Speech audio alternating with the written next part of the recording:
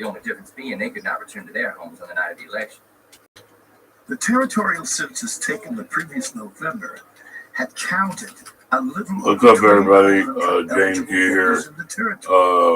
We're going to be doing our packing live and whatnot from the last 2 days. This is going to be Friday's auction stuff, and then we'll do a new video once this is all packed up and stuff like that. This one's Gills right here.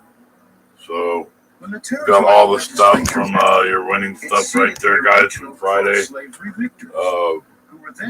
Yes, indeed. JMG's here, guys.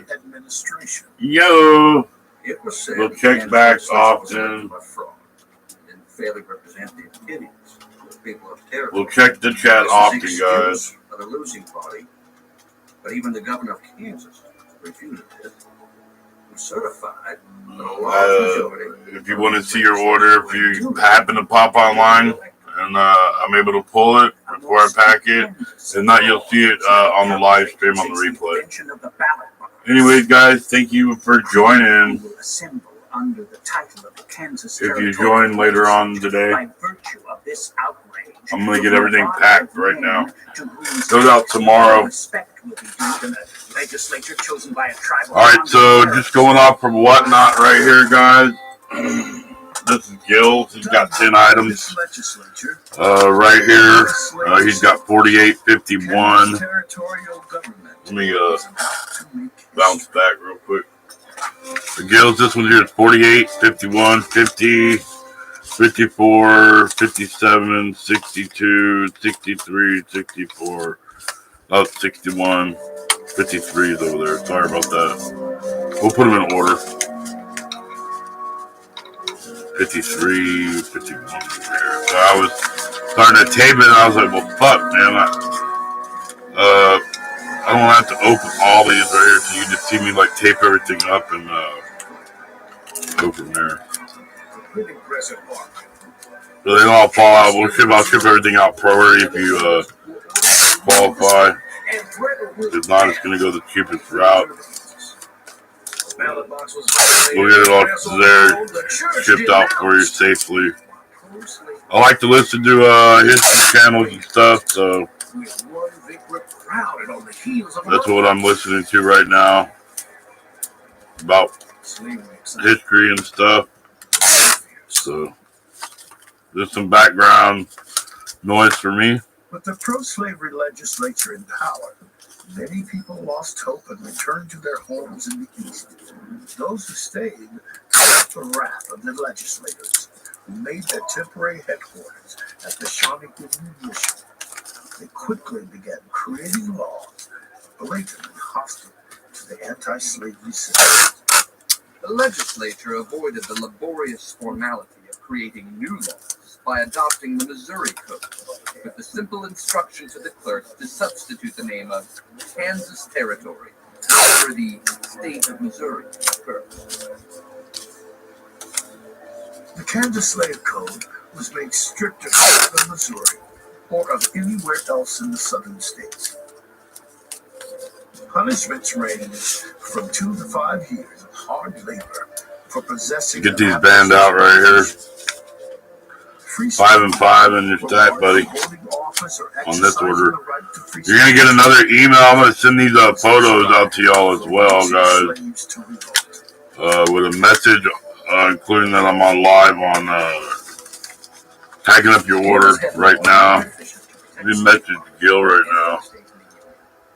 And these laws silenced the abolitionists, for in spite of their boasting, they knew they would be enforced to the very letter, and with the utmost rigor.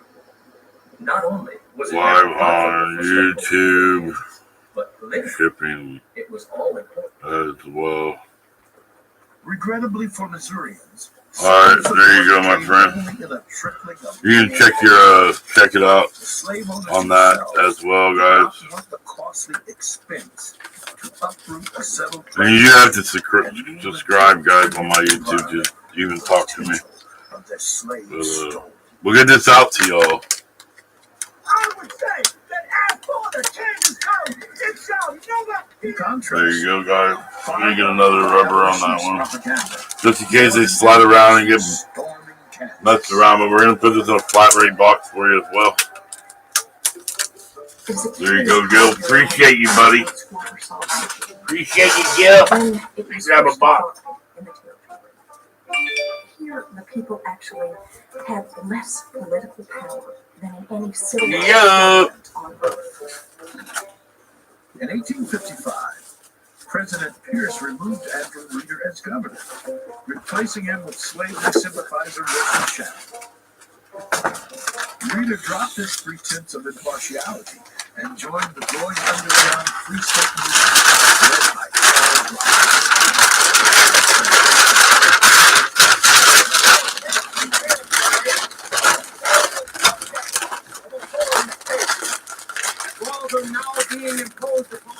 We'll leave this bag so you can reuse it. There you go, my friend. Throw some newspaper in there as well. Get this shit out there, buddy. Yo, J&G. And I do like to talk to myself, so if you can't handle that, I'm gonna tell you. To make Kansas free from slavery. Let us repudiate all laws enacted by foreign legislative bodies. I seem to hear the millions of Boston, the patriots, the spirits of the revolutionary heroes, and the voice of God himself, all saying to the people of Kansas, do your duty. There you go, Gil. As we go to you, buddy, and only you. Under the Read banner this newspaper real quick. what Robinson proposed might have been construed as treason against the sanctioned territorial government, they found a willing audience. By the fall, the Free State Kansans outnumbered the legitimate pro-slavery senators, but even within their ranks, slavery was a hot issue. Yo. Disliked and resented being called abolitionists. They were mostly Western from the slave states. There was a prevailing sentiment. I might have to eat something here in a little bit. So I'll take a break and Slave or free. snack. I This woke up sentiment early was this shared by morning, Lieutenant guys. James Henry Went to Lane, bed right when I got who had home. grand political I ain't gonna lie, they get on aspirations whatnot for a little bit, but I couldn't even look at it anymore. All right, Gil, that one goes out to you, brother. Mr. Gil Thrill. And when elections were held, Charles Robinson, Let me get that printed out for you, bud. Jim Lane, and Reeder were elected senators. All right.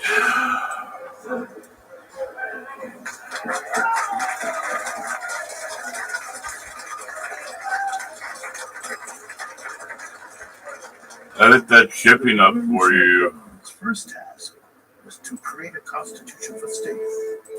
But the two dynamic Free State leaders found themselves immediately at Size of odds. this box. They should have this already updated, whatnot.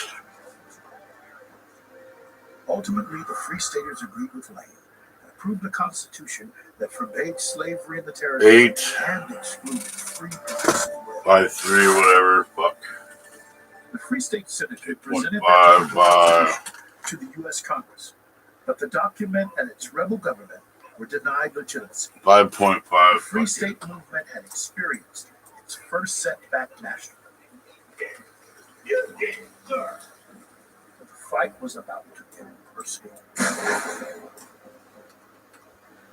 As the lawful Kansas legislature set up the territorial capital in Wisconsin, 10 miles away in Lawrence, the Free Staters began to bolster a military presence, recognizing the gravity. Just so y'all have this shit on file, man. Boston. New New England responded, sending package weighed Sharps carbine rifles, a highly accurate virtual 14 assault ounces. rifle. They call it Reverend 15. Henry Beecher and his congregation sent Well, they call it these 1 pound. long-range weapons, labeling them Beecher's Bibles to prevent Missourians from seizing the shipments in transit on the Missouri River. All right, Gil, that goes out to you, bud. Appreciate you. Now faced sanctimonious Yankees. Who else would Generate that sharp label rifles, up. moral weapons to be used in place of the Bible? The Free State movement now sought to do exactly what they had condemned the pro-slavery party for doing. Achieve its end by the threat of That violence. goes out to you, Gil. It's going to take me a little bit to up. Was related to slavery. It Oh, was a squabble over a land I gotta claim cancel it. that began what is now known as the Wakarusa War. The homestead lines claimed by a Kansas City man, Franklin Coleman, had been disputed by Rollo. Free Stater Jacob Branson and several local squatters, including Charles Dow. On a November morning, as Dow walked from the blacksmith shop, he met Coleman on the road. Just cancel that one. I don't want to waste my ink on that one. I gotta switch the damn printer. I forget that I added a printer to the computer.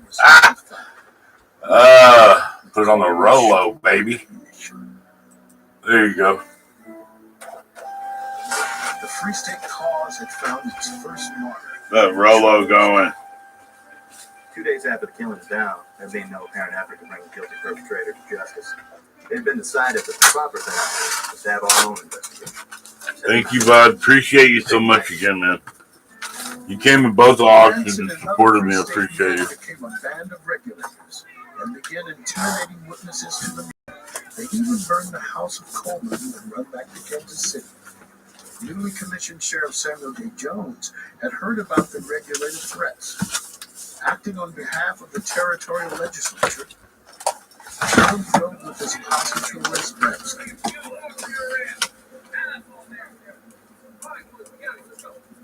Thanks for hanging with JMG. Free Staters sprang into action. I expressed the opinion we ought not permit Mr. Branson to be arrested. If he had been, we should rescue it all. If you have receipt in there, so you have it. I checked it off because we just videoed it all too. So I did a little double checking right there, guys. Make sure you got it all. There you go. Gills. Jones tried everything in the way of threats and countermeasures. Grills and gills. After about 15 or 20 minutes of parlay, in which everyone expressed their opinions in All right. expressive language, Put this on there before you get some tape on that thing real quick. even if it took a posse of 500 men to capture it. Take that label. To answer this obstruction of justice, Governor Wilson Shannon called on the territorial militia to aid Sheriff Jones. Missouri irregular forces led by Senator David Atchison also volunteered to... There you go, Gil. Appreciate you. Throw some more tape on there for you, bud. Released 1,000 men from as far away as St. Joseph, Labels and Lexington, taped out on there. assembled along the Wakarusa River. As the Missouri Yo! opposing laws, the Free State government declared martial law to repel the Maryland coming attack. Supporters flocked to the town. All right. One down. That's what I'm saying, right there. Right there. Gentlemen, it's time to gentlemen, please. We must have courage. Yes, we must have courage, but with it. KK Enough right here is up next at the batter plate at JMG's on Friday night. Yo, KK Enough, I'm going to go to message you real quick. But they will wait at least for a plausible excuse. KK This excuse must not Enough. be given them.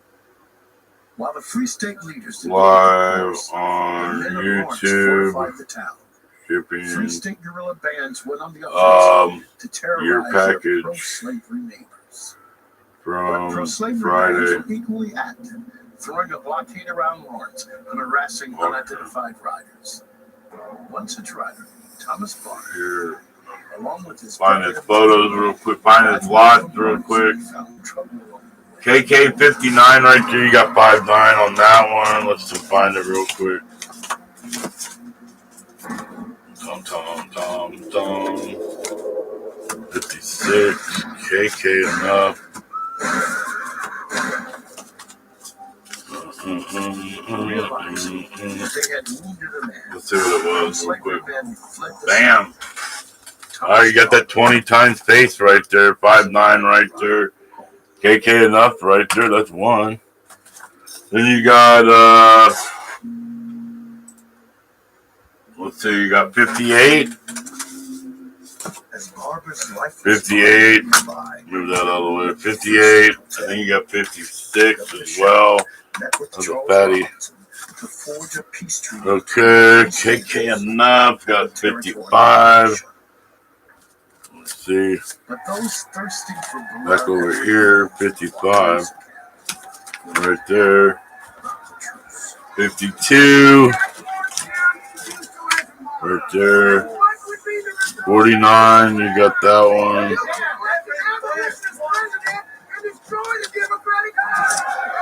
49.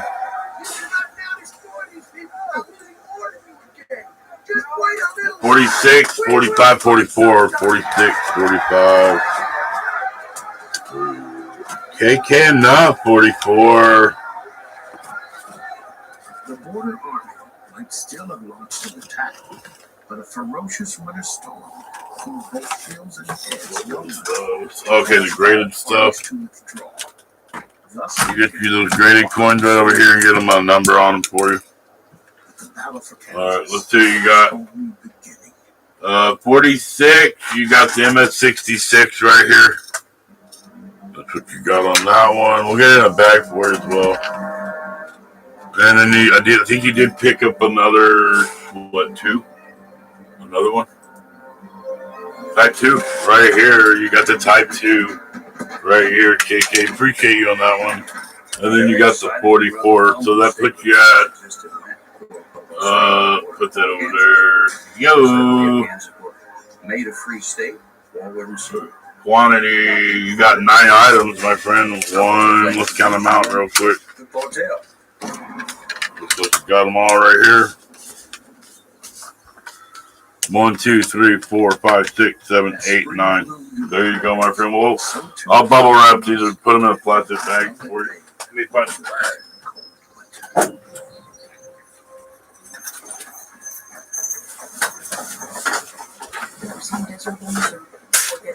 Where's the bag at, yo? Here they are. Here's a couple. Desperate attempt to drive out A couple. Here's a couple.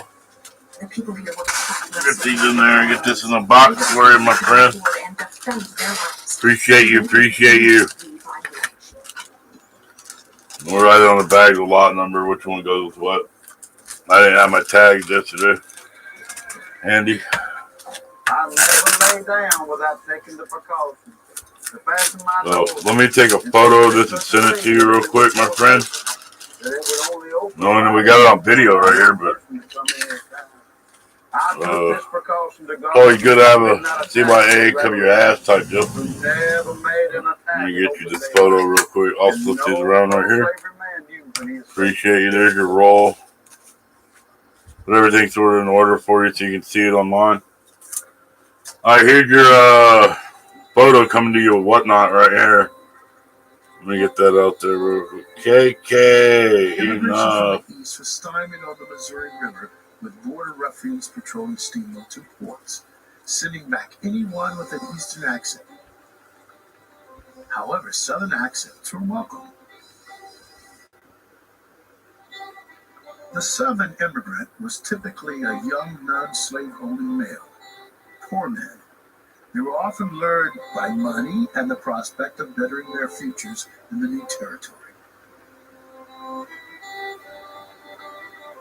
But others came for the cause of slavery, from plantations in South Carolina, Alabama, and Georgia. When they arrived in Kansas, they were immediately enrolled into the Kansas Territorial Militia, under the leadership of Sheriff Sam Jones. Sheriff Jones was one of the most zealous of the pro-slavery men, and had done everything in his power to harass and distress the Free State people. That March, there were 2 legislatures running the territory. one sanctioned by the Pierce administration in Compton, and the other, the Free State Legislature, established itself in Topeka. As the rebel leaders took their oaths of office, Sheriff Jones took down their names for prosecution. Governor Robinson was his #1 target. To bring the pro-slavery government to its knees, you must resist any territorial officer trying to enforce the laws. Taxes are to be withheld. Judges harassed and intimidated. That's to avoid a confrontation with the U.S. government. If you meet federal troops acting as posses for local officials, they are to be There you go. Listen to that one. not Gotta put another tape on it just in case for shipping purposes. There you go. Robinson's plan for peaceful resistance I was got flawed that. when Sheriff Jones arrived in Lawrence to serve warrants. Shouldn't have fallen out on y'all. There you go. There you go, bro. Unsuccessful at his attempt, he Appreciate you, appreciate you. his quarry the next day. While in his tent, Jones was shot. The bullet lodged in his backside.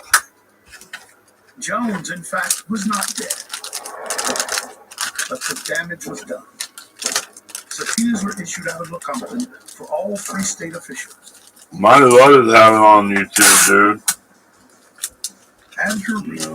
considered Backup first plan. and lone, Let me write these down real quick, the number. escaped to his home state of Pennsylvania, never to return. Charles Robinson was captured on a steamboat in Lexington. Oh, you got that bar as well, remember? So it's in one of these. Languished in Lecompton jail. Right here. Jim Lane successfully scurried The bar. gained This is the bar. notoriety and momentum for his Kansas cause. A nice coin. Nice coin. Nice. written by the bogus legislature. Alright. Here we go, guys. That was 46. The upload penalty. Which one was this one? That child was 66 was the 46 right here. Let me write that on there. Okay. No. 46. And then this one was the D right here. This would be 45 for you. I would say that as to the Kansas code, Number it's 45. KK enough. Alright. In addition to There you go. indicting the Free State leaders, We only had a couple slabs in that auction, guys. also charged the entire So 1, town 2, of 3, 4, 5, Lawrence 6, as a 7, stronghold of 8, 9. resistance to the Yo, territorial KK enough there, guys. and the newspapers be destroyed. Alright. Get you printed out real quick. We now had the legal grounds to complete what was begun during the Walker Research. And then Open season was now declared. get you taken care of real quick, my friend.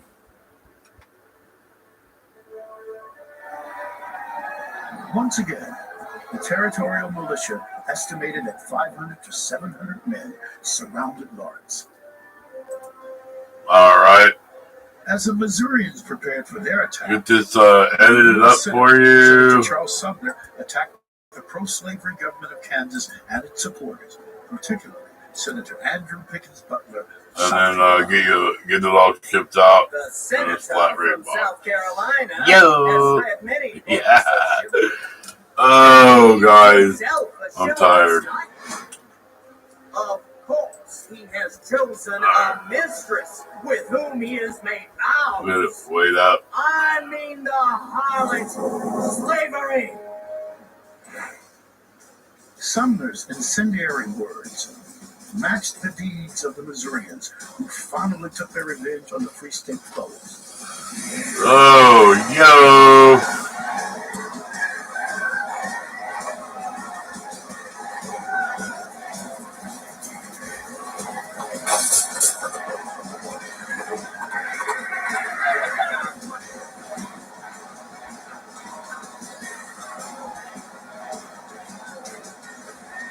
The border ruffians robbed, pillaged, and looted until dawn. Alright, let's generate that label, my friend. Drunk and reeling, finally stumbled from the town. Their route lit from the flames from the home of Charles and Sarah Robinson. Only one man was killed that night, a Southerner, struck dead by a stone falling from the hotel. The day after Lawrence was sacked, revenge was sought in Washington, D.C. against Senator Sumner. Of all who were shocked and incensed by Sumner's speech, none took the words All right, more guys. personally than Butler's That's awesome. nephew, Congressman Preston Awesome sauce. who retaliated Thanks by for attacking hanging with Sumner J&G. on the Senate floor, beating him to unconsciousness. Anti-slavery supporters suddenly felt hopeless. So the slave power sent its tools, ragged, ignorant, debauched semi-savages, to destroy a quiet town, to steal, destroy, and outrage its inhabitants. Kansas had reached its turning point. Look at that box lined out, bro. Kansas would be a slave state. We would be wiped out. Unknowingly, the border ruffians awoke not the North, but asleep to strike. Kansas was about to earn her name.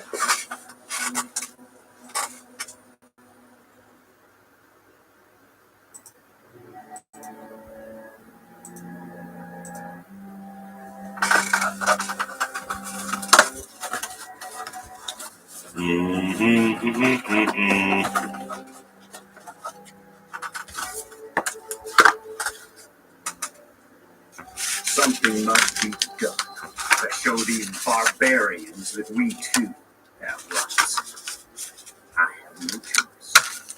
It has been ordained by the Almighty God Almighty God. that I shall make an example of these men. We're just watching some history right now. John Brown, a 56-year-old abolitionist from New York, had come to Kansas with his family in 1855. He had not come to settle the territory, but to fight against the evils of slavery. Old John Brown was one of those Christians who had not quite vanished from the face of the earth. That is, he asked for God's blessing when he prayed. And even in camp, he could not forget his devotions in his battle against the border ruffians. He and his boys were enlisted in the Free State Military Company when they heard the news out of Lawrence. And then, when old John Brown heard about Sumner's beating, he went crazy. Crazy.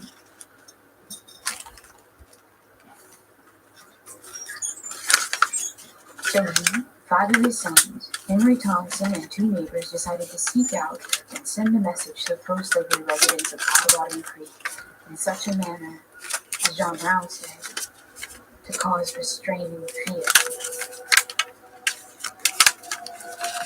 3 nights after Lawrence was sacked, the men buckled on broadswords, tucked in pistols, and quietly followed. Looking high, dude. The first Yeah. was James Stoyles, a pro-slavery man from Tennessee who had come to Kansas simply to work his claim and mind his own business. Let me find About 11 a o'clock more at night, wrap. after we had all retired, we heard some persons come to the yard and rap at the door. Here we go. For your coins right here, PVCS coin.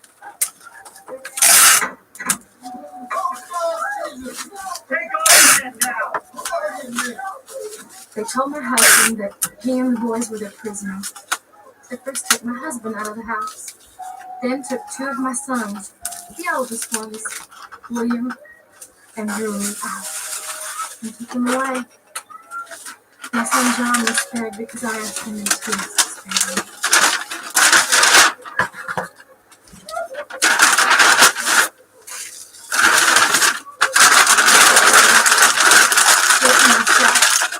And the remaining children and Christy believed. No. Let me put the tape on.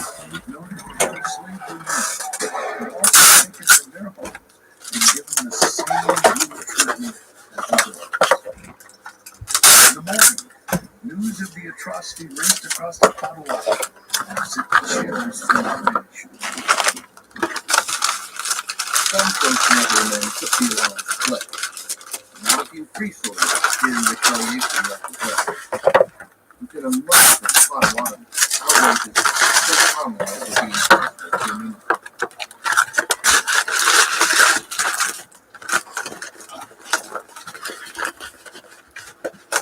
For almost a year, the Free State movement had successfully threatened revolution in defense of their rights without actually coming to blows.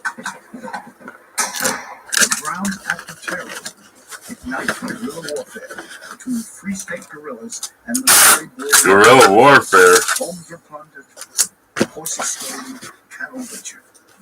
No one was free from violence. I had slaves. I had crops and corn and wheat growers. Had never taken an active part in the pro-slavery party. These men, free staters, they said that I had to be off my land within a day or two, or they was going to. There you go, Bo. They said the war was committed. There you go, Bo. They was going to find out, and they was going to drive every pro-slavery person out of territory. I left for the fear of my life and the lives of my family.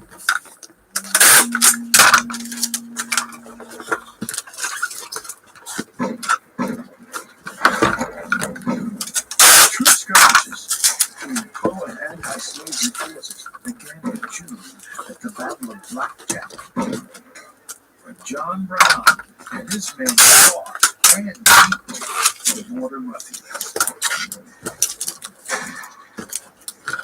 With countless pleas from the company, federal troops out of Fort Leavenworth Alright, you're done. launched to territorial violence. Oh, Led by Colonel Edward Sumner, the troops spent the summer chasing down aggressors. move this shit out of the way. Attempting to My resolve the phone issues back on the charger. But with a limited group of men, he could not handle. Border ruffians led by future Confederate General Joe Sheldon cut a deadly swath through Potawatomi Creek. Alright, just another stack down. Dacker Stacker The real wall was three corners. is next. Dacker Stacker. What did you Pro-slavery men get? on the other. And Uncle Sam's men pretending to 90% roll. Okay, cool. No, Oh. That Dacker Stacker got The the Free State forces were also quarters, right? Jim Lane What was and his legendary Army of the North joined up with John Brown's militia. They successfully 39. dispersed troops and attacked pro-slavery strongholds. 39 Dacker Stacker, you got the quarter, dude. All Alright, right. so- Fortified blockhouses for pro-slavery fighters.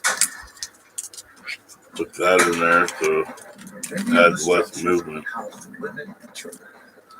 And no rattle, baby. No rattle daddle. The dissension in Kansas became too much for Governor Shannon, who resigned his post.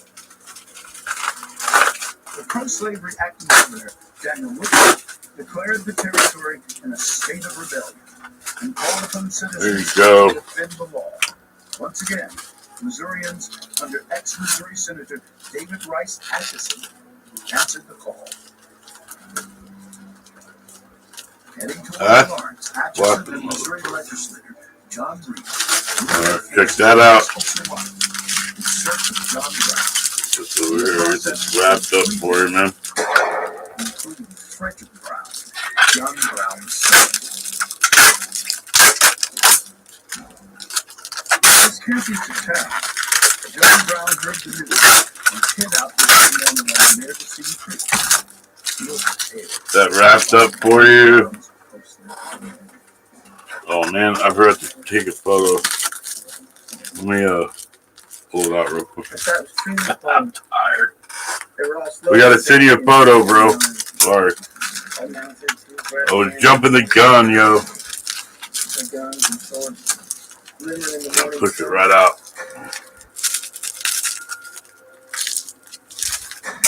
And Although Brown's group held the Indian Here we go. his militia was routed, while the Free Staters scattered. Reed's militia moved on to Osawatomie, where with the exception We'll get you and women and children, photo to whatnot. I forgot to send it to you. I always do that. Always have to on this stuff. Free part of the biz. And the other junk, jewelry and stuff, whatever. Slavery towns, casting their citizens to Alright,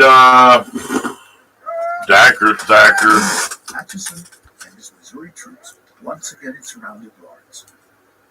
Fortunately for the Free Staters, the third governor of Kansas, John Derry, had arrived. The war hero from the Mexican-American War and mayor of San Francisco while under Spanish rule. His first task was to halt the escalating violence. There in battle array were ranged at least 3,000 armed and desperate men. In the background stood at least 300 army tents and as many wagons, while here and there a cannon was planted, ready to aid in the anticipated destruction. Among the banners floated black flags indicating no quarter. As I passed along the lines, murmurs of discontent and savage threats of assassination fell upon my ears. In the Missouri camp, Derry approached Atchison, the hospital. Alright, there we go. Now we can get it. Out to you, buddy. The Missouri leader reluctantly gave way and agreed to return back.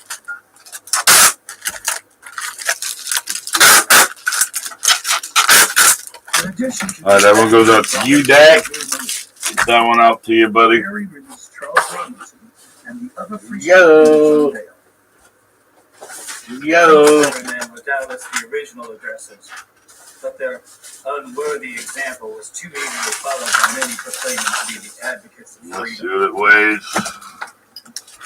My friend.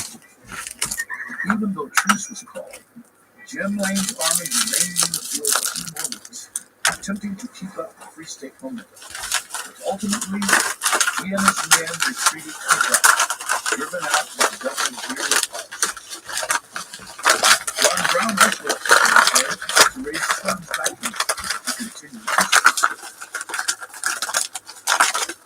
Warmly, the Kansas settlers looked forward to the coming of winter as a respite from the violence and to return to their unplanted and unharvested crops in the spring. The cost of war was considerable.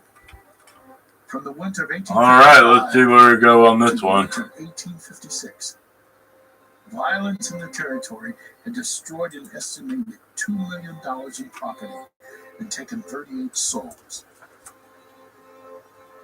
But the scars of the war Let me left impressions get on terror and death. War was terrible. I before heard of it. Alright, do it real quick.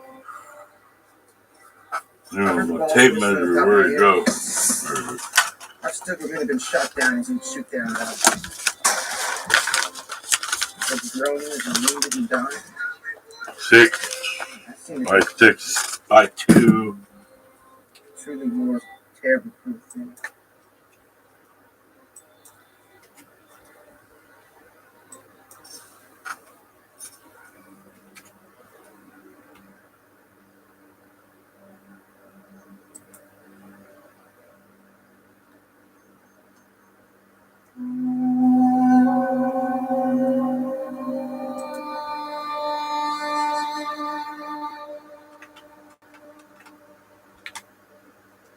I figured the North was planning another invasion of Kansas the following spring.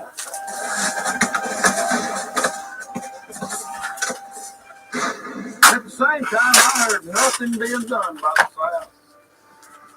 There you go, my brother. Most have gone back, and I heard of no others coming. Thanks For my part, though, I was going for to try to weather hanging at JMG's. And if we failed, I would be found as my hope. My consolation was I was doing all I could.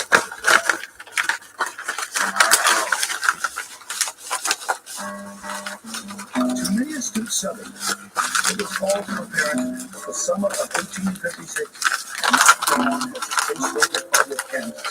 Appreciate you. The only bright spot was the election of James Buchanan, the Democratic president, who many thought would protect Southern rights. He had beaten John Fremont from the the budding Republican Party, who had run on the platform of a free state Kansas.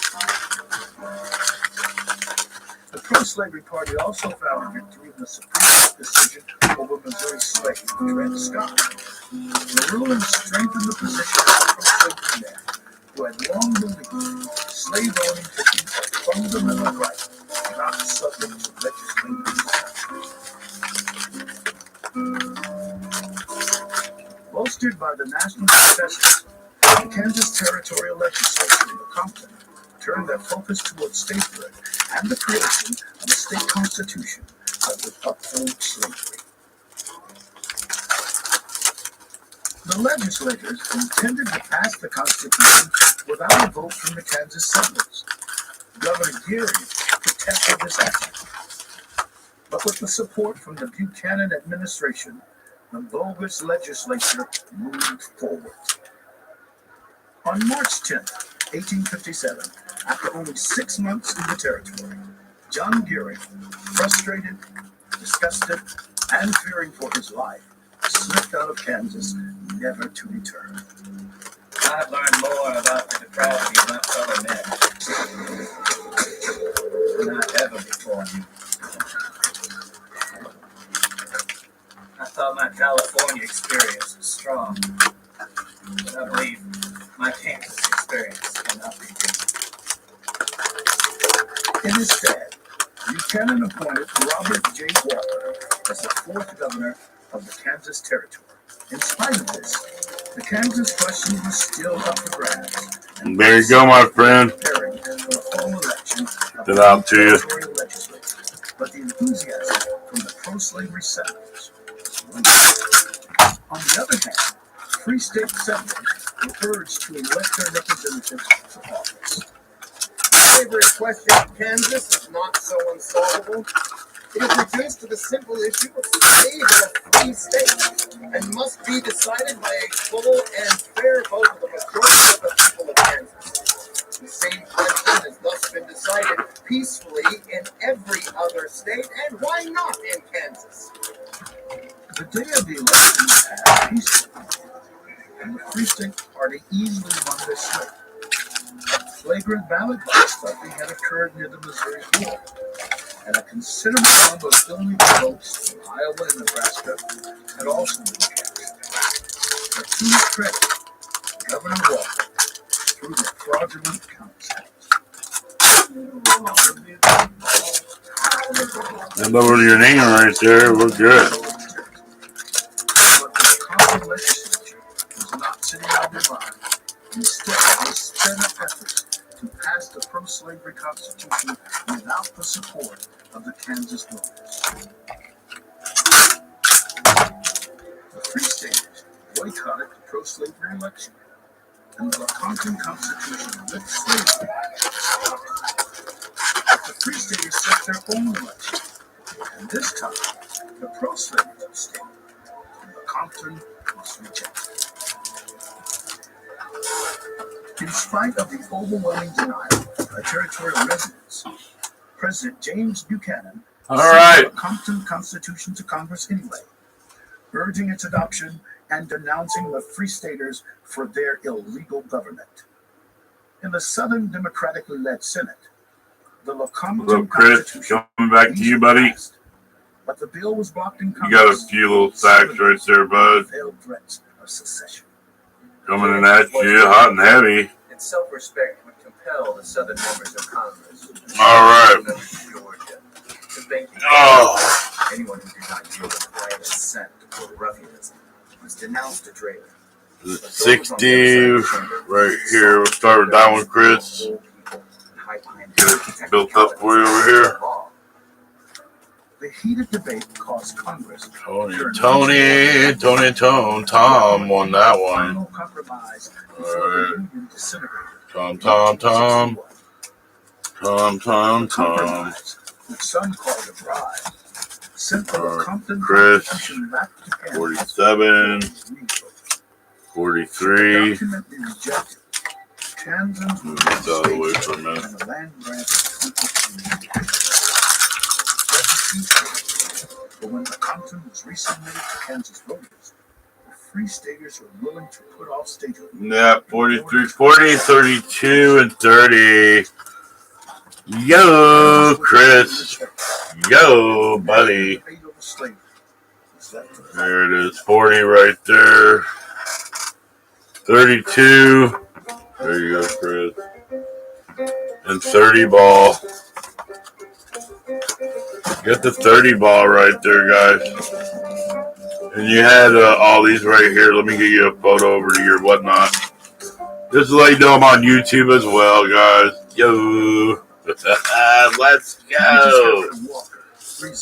All right, there you are, my friend. The freedom of the night. Who, along with the Free State Legislature, began applying for freedom of the night. Anti-slavery Constitution. All right, Chris, that goes out to you, bud. Appreciate you. Checked in on my YouTube. Nobody jumped in yet. We have 6 right there for you, Chris. Is only you. These are going out to you, my friend. Yo, let me give you a message, my bud. But the bleeding of Kansas flowed south into the southeastern border counties with the dreaded Jayhawk. The fighting that continued in Lynn, Bourbon, and Miami counties of Kansas had become increasingly radicalized. Extremists like John Brown were convinced of the moral. There you go, bud. Appreciate you, buddy. Slavery. But for many others, experiences in Kansas created the fanatical activists called Jayhawkers, or Redlegs, who now fought not only for the freedom of the black man, but for the undermined liberty of whites.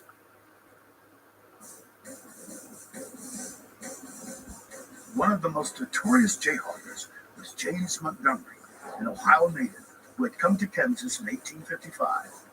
His zeal for jayhawking began in 1856 when his family was burned out of their Lynn County home by border ruffians. He at once made it his business to remove all pro-slavery folks. All right, guy, we'll get you out there, man. As well as making all right, 18 ounces on that one. Yo!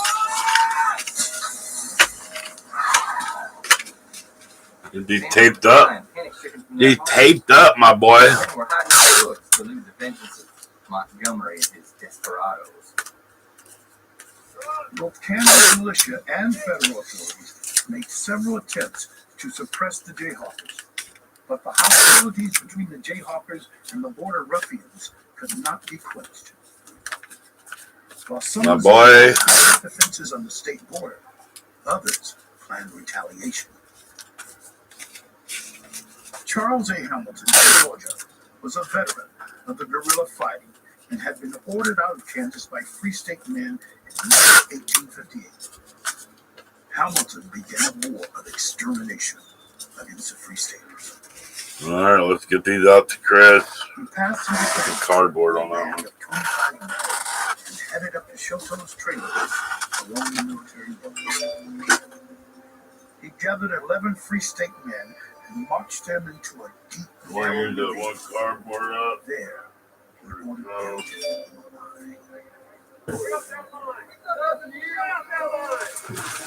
Hamilton gave the command to face front.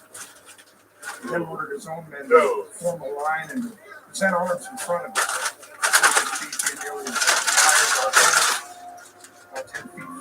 All right. And don't obey that order.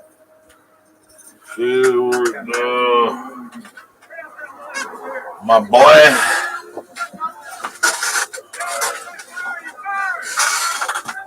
They not all obeying. He gave it a third time. Oh, there's some of that stuff down there. Just look at that cardboard real quick. We'll use this, my friend. We'll get it out there.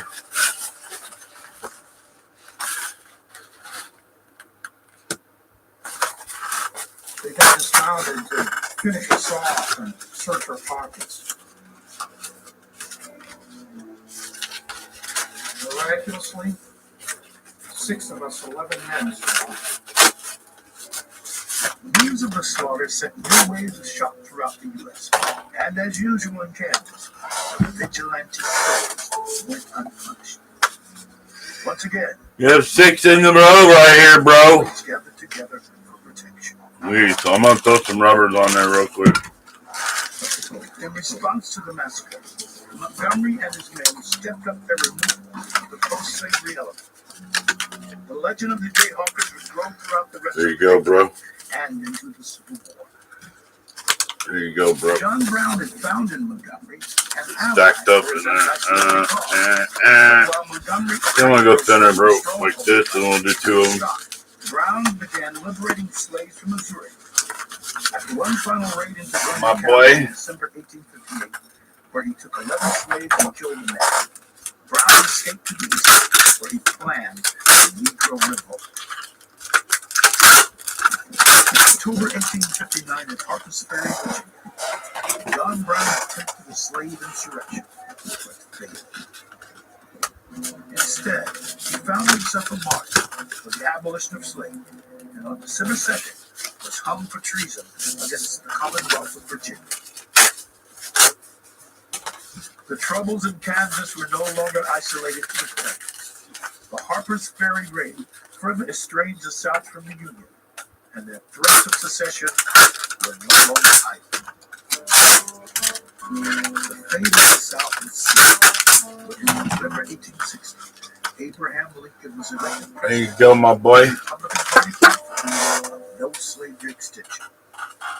Let's get this out to you, my friend. I'll get this out to you right now, bro. Ironically, it was the secession of the South that allowed Kansas to finally become a state. When another constitution for statehood was brought up in January 1861, the majority in both U.S. houses swung in favor of a free Kansas, and on January 29th, the bill was signed into law, admitting the 34th All right, my boy. state to the Union as a free state. The admission of Kansas marked the end of the first battle for freedom.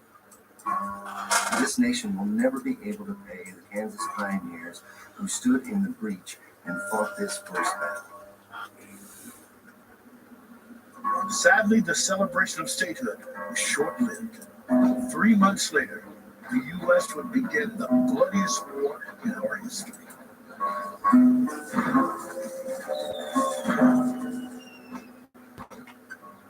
So the old Missouri and Kansas animosities and spikes gendered in 55 and 56 smoldered on the board. When war came, the longed for opportunity came, and both sides seized it. Soon it ripened into personal revenge and general disregard for personal rights and profit.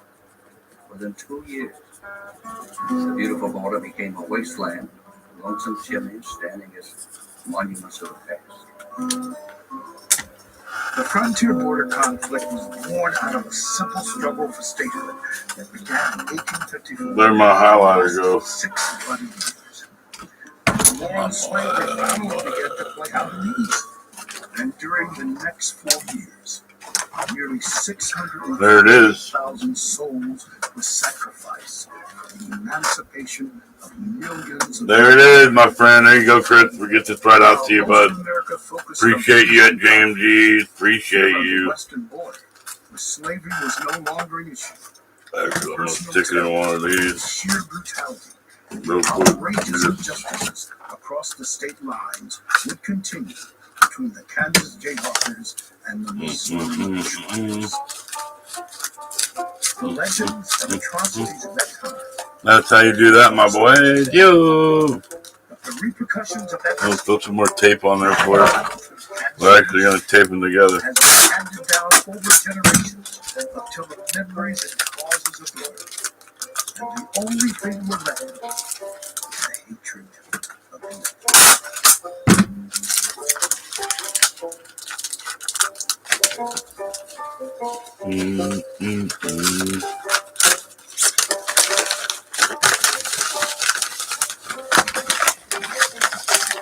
There we go, my boy. Yo.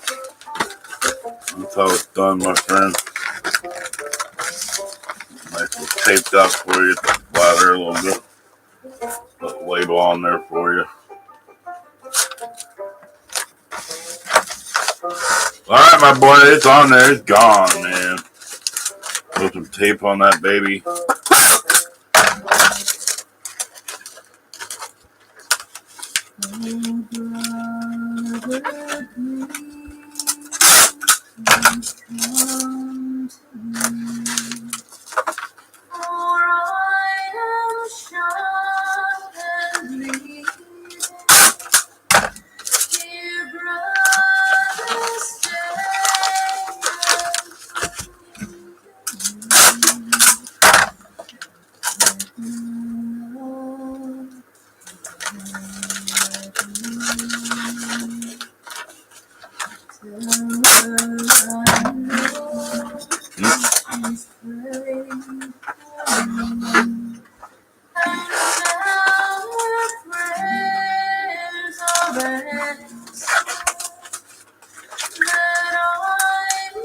Good boy. Alright, Chris, that one's down, boy.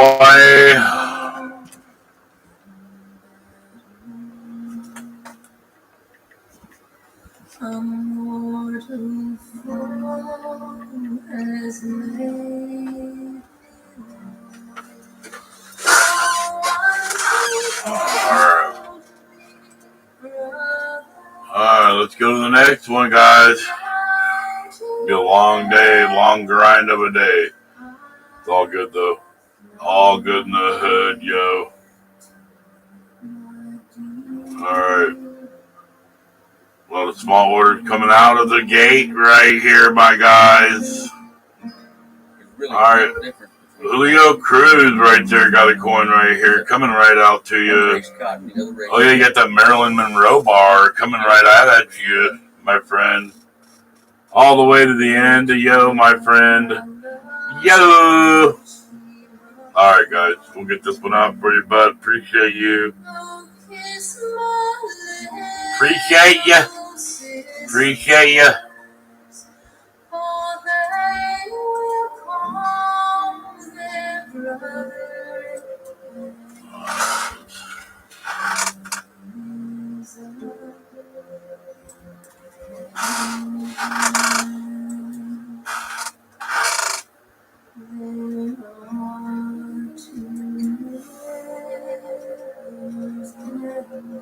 I will generate that one out to Chris right who's that? Julio.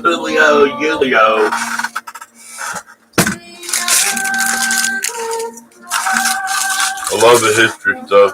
Alright, so what number was that, bro? 29. 29.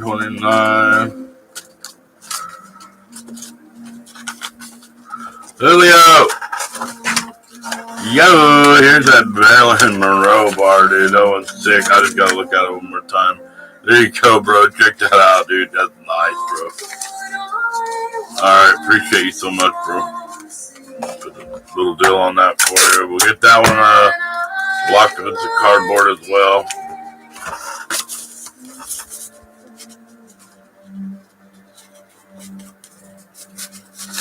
There you go, my boy.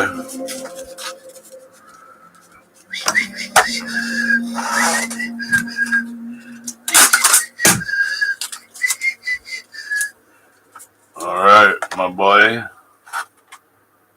That one printed out. Blood was made possible through the generous support of the Fred and Lou Hartwig Foundation. Additional support was provided by the Missouri Division of Tourism. The Kansas Julio, thank you so much, bro. And the Kansas State Historical Society.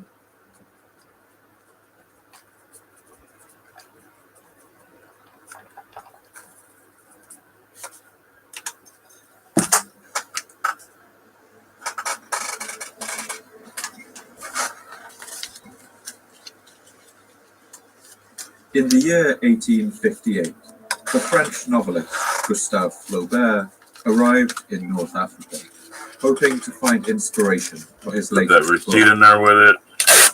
Flaubert was a seasoned traveler, and a decade or so earlier had embarked on a grand bag for you as well. We'll just save it with this. Greece and Italy. There you go. But the writer who now departed on this new set of travels was like a different man.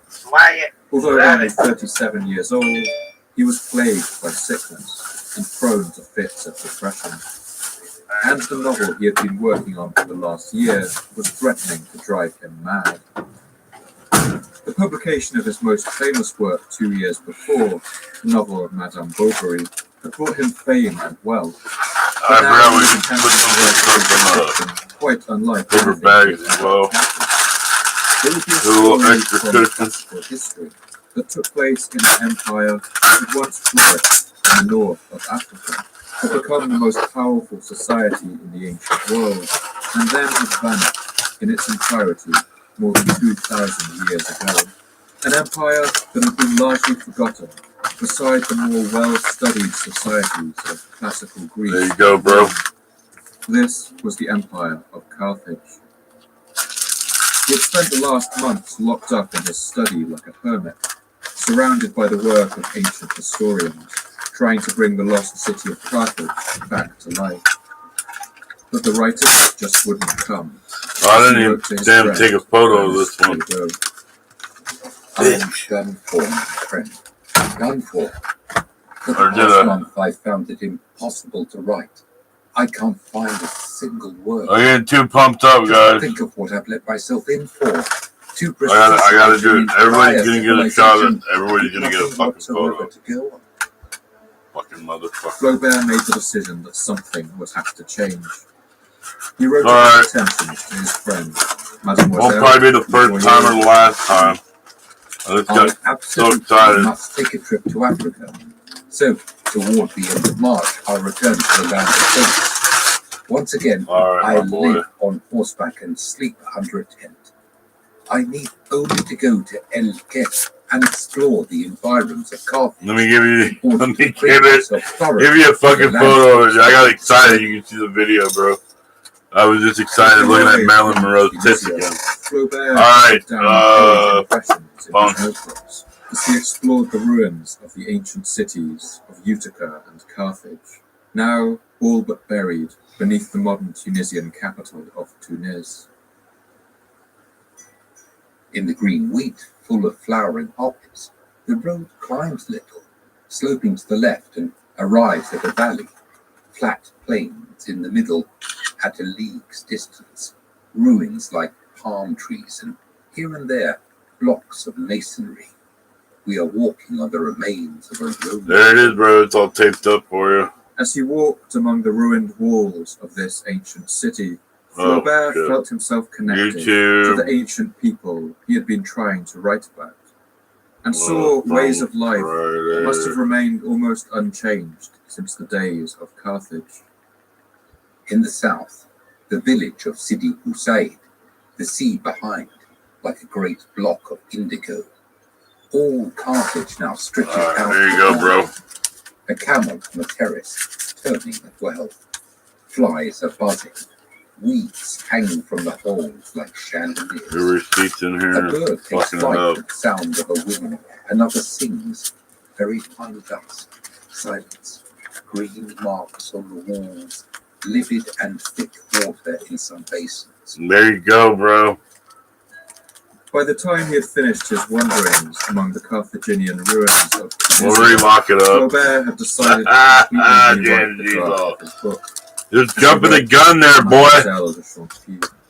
Jumping that gun for you, bro. Everything I had done on my novel Oh, has to put be it in done here. over. Put it in your I bag. was in the wrong track entirely.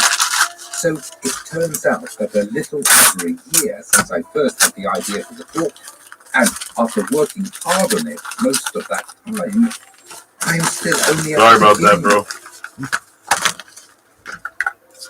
Armed with his Tunisian notebooks, Flaubert finished his book 4 years later, and it was published under the title of Salammbô. The book was an enormous success. It inspired plays and later even silent films, and it is credited with renewing public interest in a city and a There you culture go. that had once been considered a side. My boy. As Flaubert walked those ruined walls and sunken covers, as he kicked his way through the dust and scree of the crumbling city ruins, he must have asked himself again and again, what did it feel like to walk the streets of that ancient city? What was it like to see Alright. Carthage at the height Julio's of its golden down. age? A And what would Bagley. it have felt like to see this What the hell entire did you city, buy? its streets and houses, its temples Oh, you got the and little bonus theaters, lot.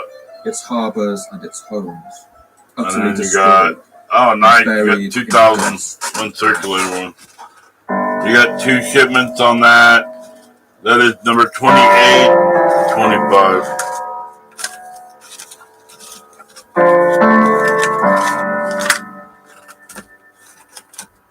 There you go, A bag right there. Turn that shit down, whatever it was. Oh, look, Empire of the Phoenicians, dude. That's insane. This is gonna be something fucking great to learn, guys. My name's Paul Cooper, and you're listening to the Fall of I Civilization. gotta turn back up so I can hear it. I'm halfway Each dead. episode, I look at a civilization of the past that rose The to glory, Phoenicians, dude. I'm then telling you, they're collapsed lethal. into the ashes. Alright, here you go. A Bagley. A Bagley. There's your mojo lot. And then there's your other nice coin right there.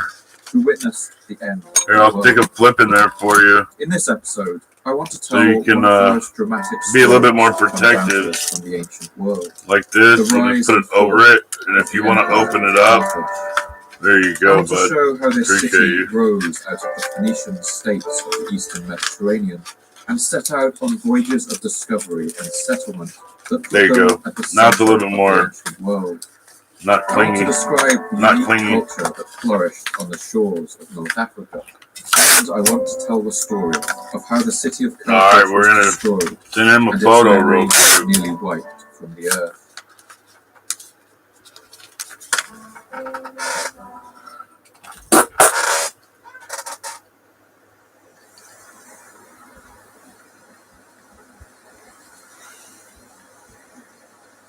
The Mediterranean Sea is a vast body of salt water that lies between the continents of Europe and Africa. It's by far the largest inland sea on the planet, stretching around 4,000 kilometers from end to end.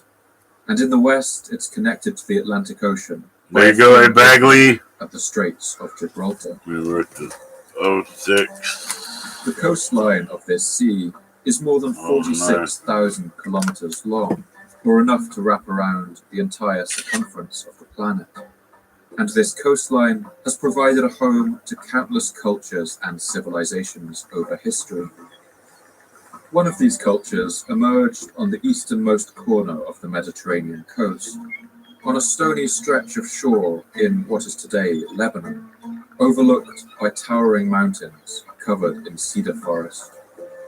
Here, a series of city-states rose up more than 4,000 years ago that would give rise to a culture that would one day be called the Phoenicians. The largest of these cities were named Tyre, Sidon, and Byblos. Pinched as they were between the waves to the west and the forested mountains to the east, the territories they ruled over were never large. But this relatively isolated geography also meant that they were somewhat protected from invaders. The people we now think of as Phoenician wouldn't have ever used that word. Phoenician is a term invented later by their great rivals, the Greeks, and it's unclear if these cities ever thought of themselves as a unified people. They had a common Phoenician language and were united by the worship of certain gods, among them Baal Hamon, a heroic god named Melkar, and his wife Astarte. But there's very little in the historical record to suggest a common identity, architecture, or literature. Even the Greek word Phoenician has a somewhat mysterious origin. In the Alright, A Bagley, we're gonna get you locked out of here, rocked out of here. The word Phoenike is used to describe a particular color of purple or crimson, and it is also used to describe a date palm, possibly due to the reddish color of its fruit when ripe. And so it's possible that the word came to be used as a result of one of the Phoenicians' earliest and most successful industries.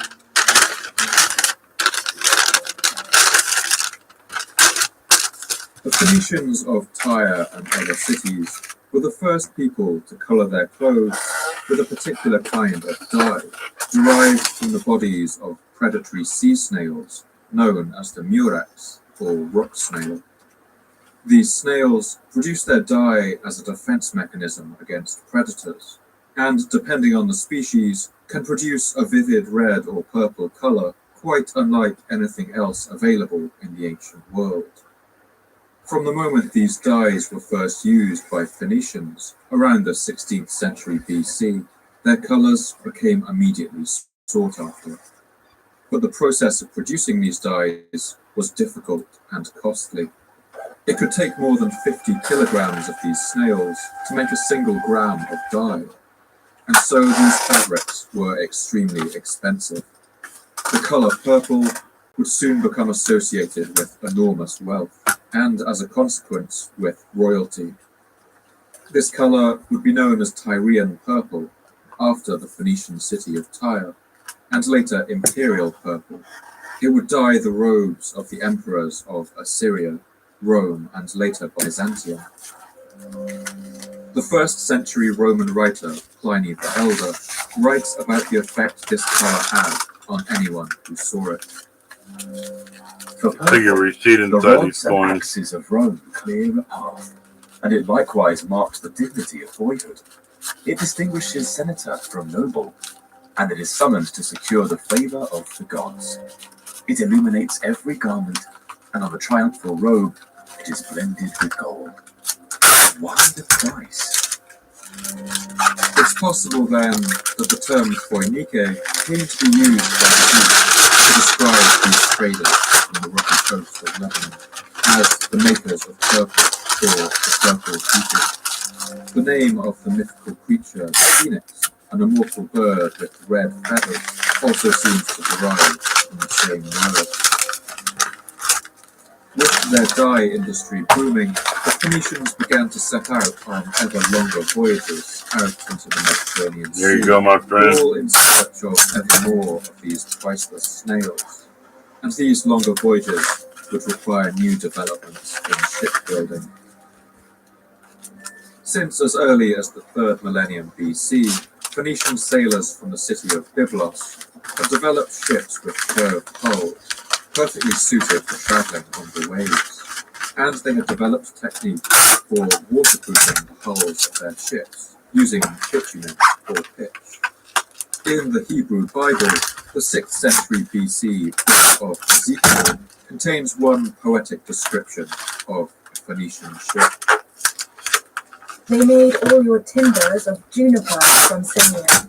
They took a cedar from Lebanon to make a mast for you. Of oaks from Bashan they made your oars. Of cypress wood from the coasts of Cyprus they made your deck, adorned with ivory. Fine embroidered linen from Egypt was your sail, and served as your banner. Your awnings were of blue and purple from the coast of There you go, my friend, thank you. The Phoenicians were also some of the earliest people to notice the pole star, or Polaris, a star that happens to align more or less perfectly with the rotational axis of the Earth. This means that while all other stars appear to Big rotate winner in the Tom sky over here. throughout the night as the Earth Big turns, winner Tom, the he's pole got star 8 remains items. more or less fixed in place. He's gonna need a box. This made it exceptionally useful as a navigation tool. Alright, let's start with yours, 22. In Greek, this star would even 22 to 83. or the Phoenician star. 83, there you go. Let me look at this one. The Mediterranean led to them encountering many other peoples. And among these, they began to cultivate a reputation as uncompromising traders and shrewd businessmen, something that seems to have gained them some degree of unpopularity. Homer's Odyssey, probably written down in the 7th or 8th century BC from even more ancient oral traditions, describes the Phoenicians as cunning and untrustworthy, in contrast to the supposedly noble Greeks. 71. Thither came Phoenicians, men famed for their ships, greedy knaves bringing countless trinkets in their black ship. And it seems the Phoenicians There you go, Tom. You got the become 71 adept right at there. metalworking too. The following passage in Homer's Odyssey Let me put describes these in a bags. large bowl brought by traders from the Phoenician city of Sidon. Mark them off. Then the son of Peleus That you set got 'em. forth other prizes, a mixing bowl of silver, richly wrought, in beauty far the goodliest in all the earth. Sidonians, well skilled in deft handiwork, had wrought it cunningly, and men of the Phoenicians brought it over the murky deep and landed it in harbour.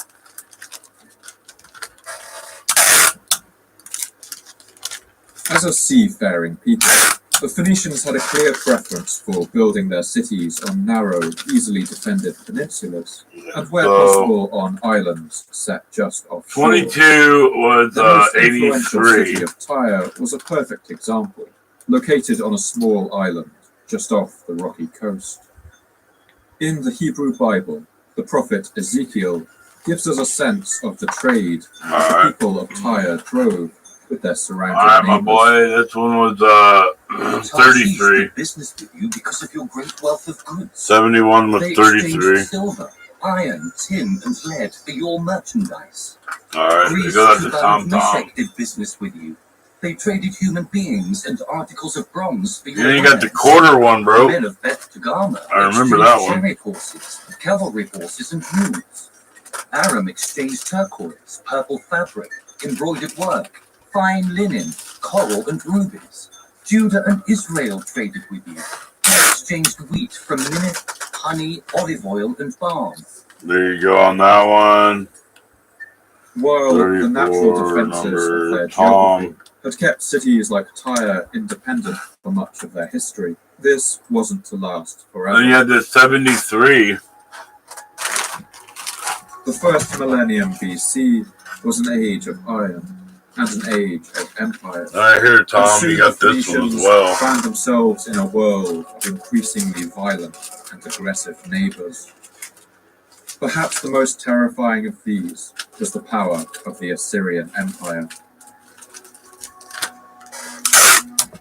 From its heartlands in what is today Iraq, the Assyrian war machine would periodically stretch its power right to the coast of the Mediterranean and threaten to engulf the Phoenicians. One inscription Would be on the 35, house of the Tom. Assyrian king gives just one example of the typical fate of a city conquered by the Assyrians. Another 83. You're going to get the other 83 as I well. flung my soldiers like a lightning bolt. I piled up heaps of heads in front of his great gate. Bands of captive soldiers I impaled on stakes on every side of his city. His palm trees I cut down, and from the city of Amity I departed. The Phoenicians had every reason to be nervous. At the start of the 8th century Number BC, 36 for the Assyrian Tom. king Adad-nirari III conquered the territory of northern Syria, as he boasts And in he his cleaned up royal on those palace vents there, Tom, buddy. inscriptions. Conquering from the Saloon Alright, Mountain and then you at the take the rising 74 as well. sun, and from the banks of the Euphrates, Here it is, Tom. the country of Hatti, Amura in its full extent, the land of Tyre, the land of Sidon, the land of Israel, the land of Edom, the land of Philistia. I made them submit to my feet, imposing upon them tribute. Alright, Tom The Assyrians takes that one. began Number leading directly 37 down the right necks of there. the Phoenician cities of the coast. And But as time went on, the Phoenicians were able to carve out a niche for themselves. cleaned As up, it showed, Tom. They were quite Alright, you got superior giveaway to buyer the 3 and Assyrian 4, yo. empire. 3 and 4, yo. Here you go. I think those are both silver, dude. The Mediterranean Sea had long been an insurmountable challenge. Oh, one's to a many quarter, I regions think. Yeah, you got the around. quarter, and then you got a The half dollar. Assyrians referred to it as Id Marati, or the Bitter River, which they believed to flow around the whole earth. Nice While the pickup, Tom. Egyptians referred to it as Waj Ware, or the Great Green. These empires were freshwater river cultures and navigated the Alright, waters let's see of their rivers how we're going on to ship government this. barges. I'm going to get you For a this photo reason, real quick, they'd though, always Tom. remained wary of rougher Get you a waters photo of real the quick. sea. Assyria relied heavily on many of the commodities. Right there, Tom. There you go. 1, 2, 3, 4, 5, 6. Silver, and then you got 8 with the 2 bonus coins right here, Tom. Yes, you did, buddy. Tom got the. It's a Tom world.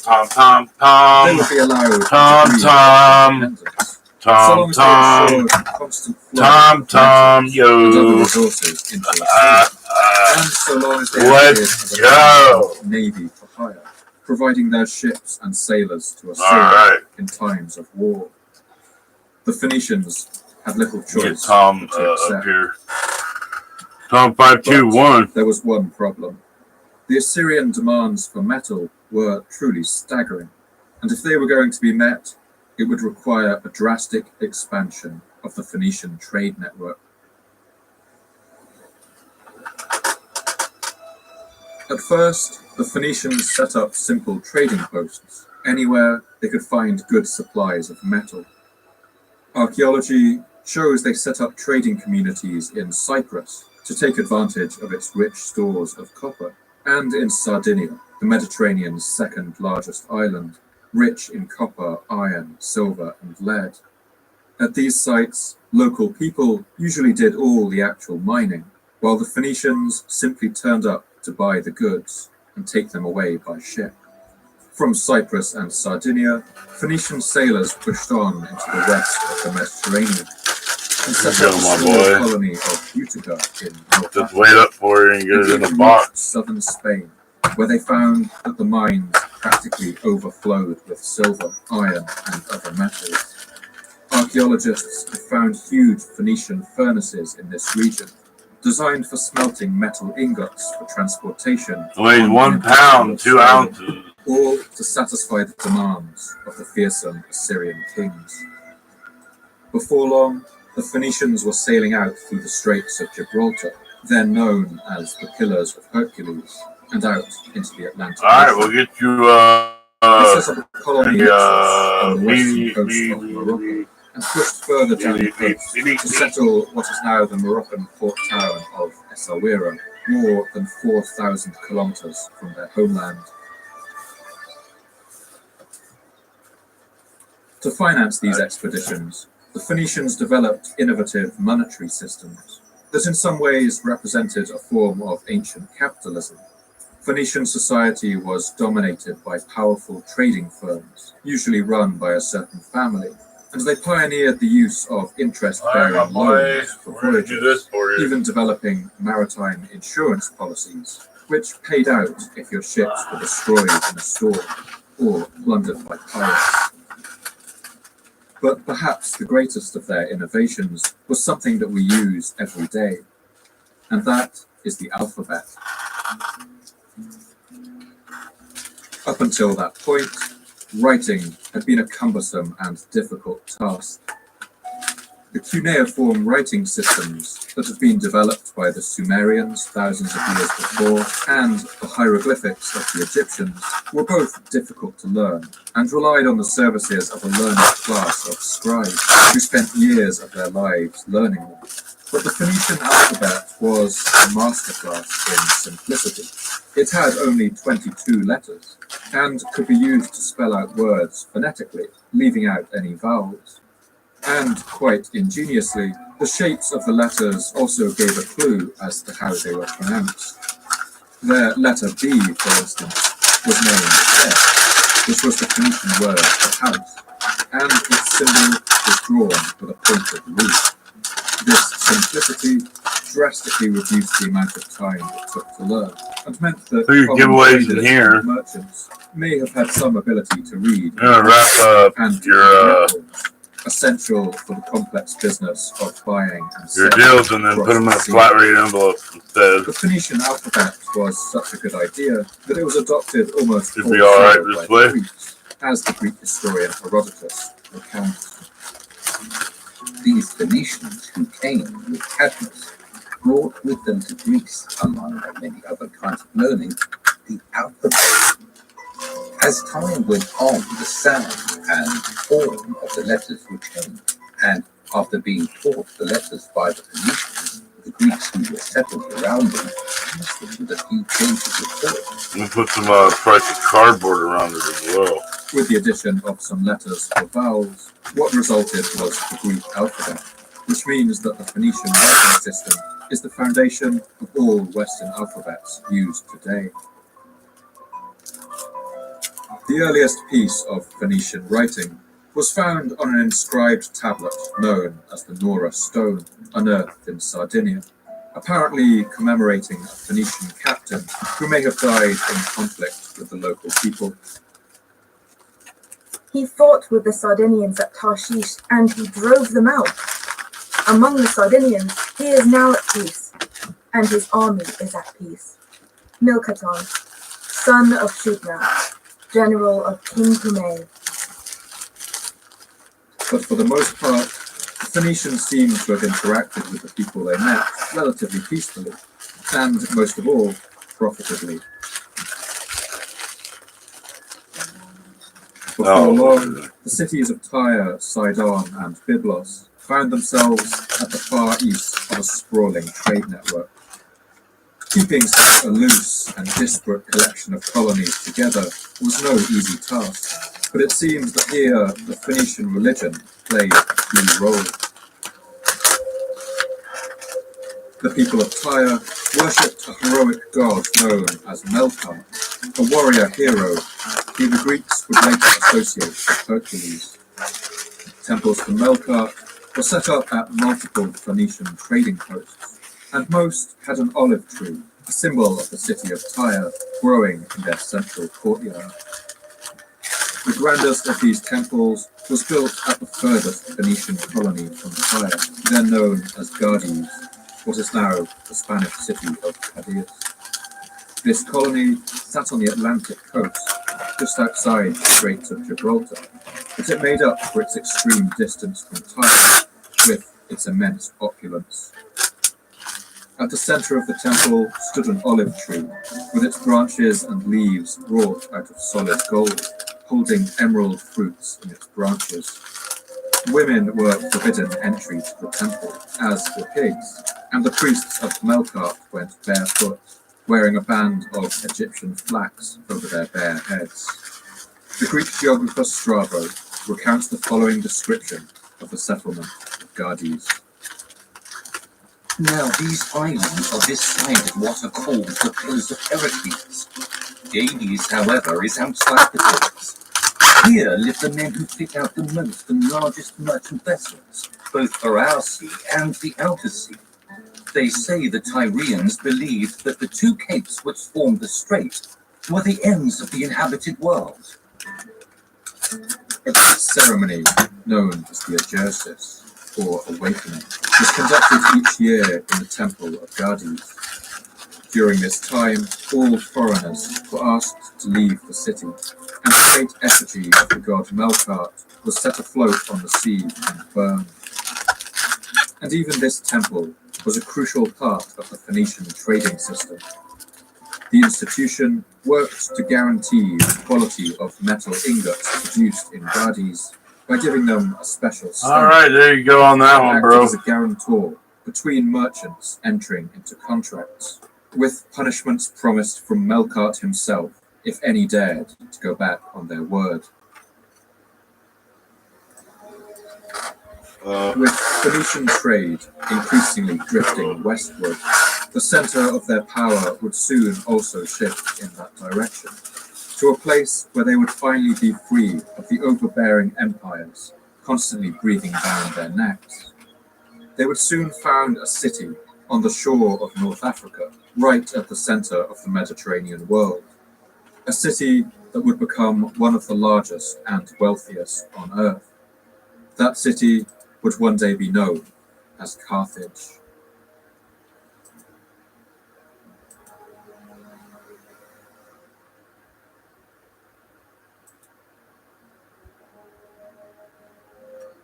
Like so many aspects of our modern understanding of the Phoenicians, the name Carthage is itself a distortion, filtered through the accounts of others. In Latin, the city was known as Carthago, while the Greeks called it Carchedon. but to its inhabitants it was known as Kart Hadasht, or in Phoenician, the New City. Like many great cities of its time, Carthage soon developed its own founding myth. It begins with a princess of Tyre named Elissa or Elishaya. In the legend, the king of Tyre promises that on his death, his kingdom would be split between his two children, his daughter Elishaya and his son Pygmalion. But when the old king dies, the treacherous brother Pygmalion refuses to accept the splitting of the kingdom and moves to seize everything for himself, even killing Elishaya's husband to remove any potential rivals. Stricken with grief, Elishaya flees down to the docks, along with a ragtag band of her royal guards and temple women, and there they set sail westwards and make for Africa. The Roman writer Justinus, drawing on an earlier Greek text, writes his rendition of this story, along with a cunning deception to slow down any greedy. Here you go, Tommy.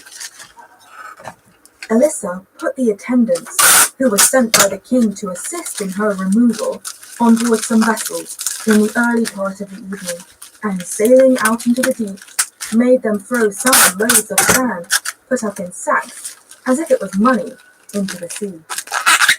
This group of refugees sail along the coast of North Africa, until eventually they set ashore near the Phoenician colony of Utica.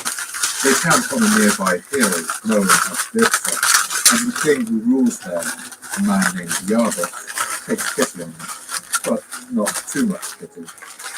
He offers to sell them a plot of land on the hill no bigger than an ox hide. But Elishaya is cunning. She cuts the ox hide into thin strips, lining them up to enclose the entire hill, a much larger area of land than the miserly king had intended.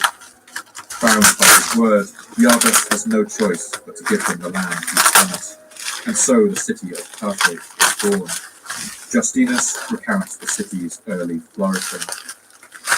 Carthage was founded, an annual tribute being fixed to the ground which it was to occupy. At the commencement of digging the foundations, an ox's head was found, which was an omen that the city would be wealthy indeed, but laborious and always enslaved. It was therefore removed where the head of a horse was found, which, indicating that the people would be warlike and powerful, portended an auspicious sight. In a short time, as the surrounding people came together at the report, the inhabitants became numerous, and the city itself extensive. Oh, dude. From the hilltop of Birsa, the city grows and flourishes, soon eclipsing King Yarba' town of Antioch, which makes him understandably jealous. He demands that Elishaya marry him, so that he can absorb her flourishing town and everything she owns into his kingdom. If she refuses, he will burn Carthage to the ground. Faced with the choice of this capitulation or the destruction of her new city, Elishaya builds a great pile and climbs onto it, saying that she must indeed go to her husband, meaning not Yarba, but the man her brother killed on the other side of the sea. Tommy! For her in the afterlife.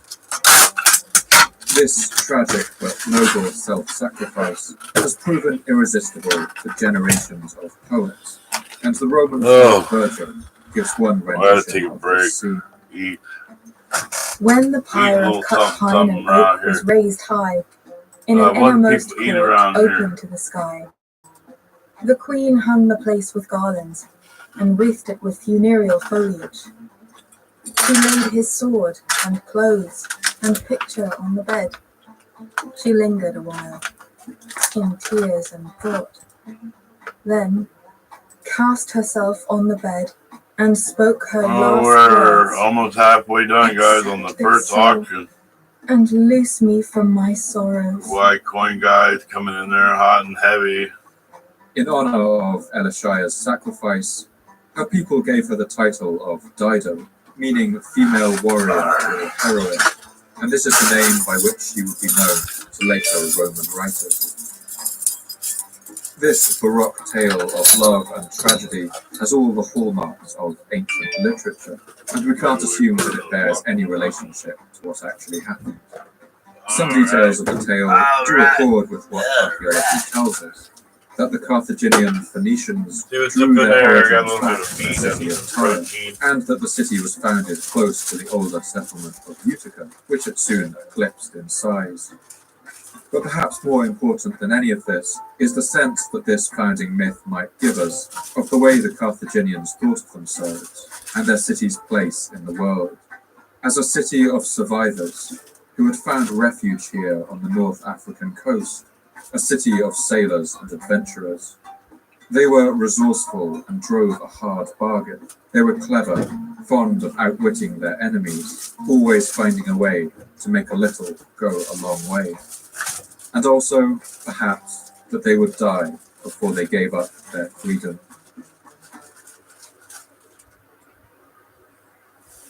Regardless of the truth of its origins, it's clear from archaeology that after its founding in the 8th century BC, the new colony of Carthage did grow exceptionally quickly. In many ways, it was the perfect Phoenician settlement.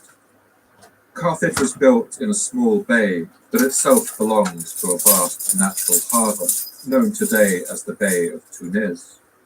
The city sat on top of a series of sheer red cliffs that looked down over the glittering blue waters of the Mediterranean in the north, and it was also easily defended on its landward side, where a range of rocky hills and a number of lakes and saltwater lagoons break the land into a series of narrow approaches, protecting the city from any would-be attackers. The Roman writer Appian writes one description of the city's location. The city lay in a recess of a great gulf and was in the form of a peninsula. It was separated from the mainland by an isthmus about 5 kilometers in width. From this isthmus, a narrow and longish tongue of land, about 1 kilometer wide, extended towards the west, between a lake and the sea.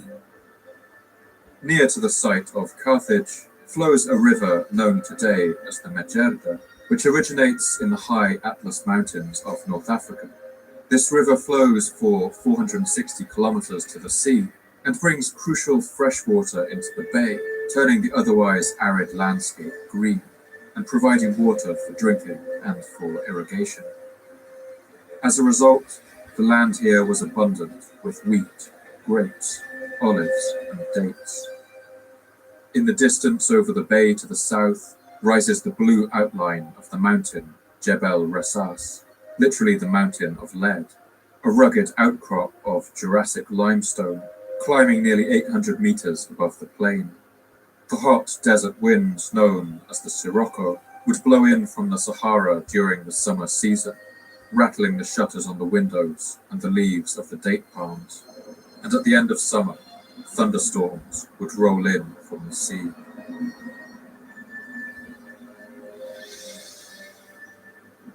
As well as its ideal geography, the city's location in the Mediterranean world was also perfect. Carthage sat at a crucial halfway point between the city of Tyre and the wealthy mines of Spain, but it was also only about 200 kilometers by boat from the island of Sicily and about 300 kilometers from Sardinia, two crucial sites of Phoenician industry that were only growing in importance. Pottery found in even the earliest layers of Carthage shows a huge range of styles, coming from Greece, Italy, Spain, and all the Phoenician colonies. The Phoenician world was now a web, with Carthage sitting right at its center. The city in these early days must have been a humble sight. Archaeology paints a picture of a simple collection of mud brick buildings lining the seashore, but within a century, this had exploded. One graveyard soon had to be moved in order to make space for a quarter filled with metalworking workshops, and the settlers built a wall about 3 meters in height to protect their burgeoning town.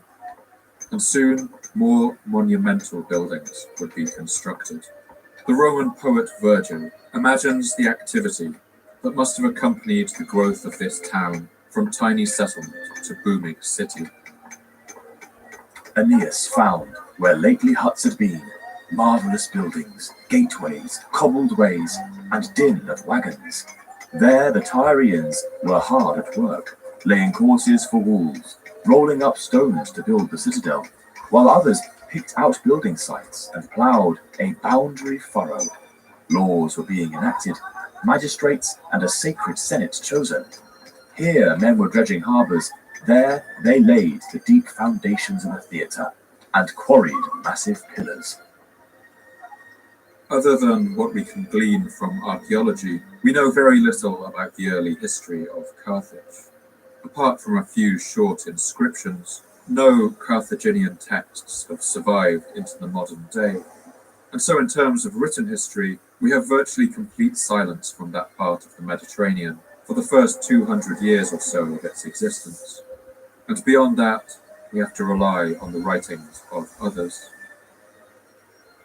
From the work of Greek writers, we learn that Carthage was a republic.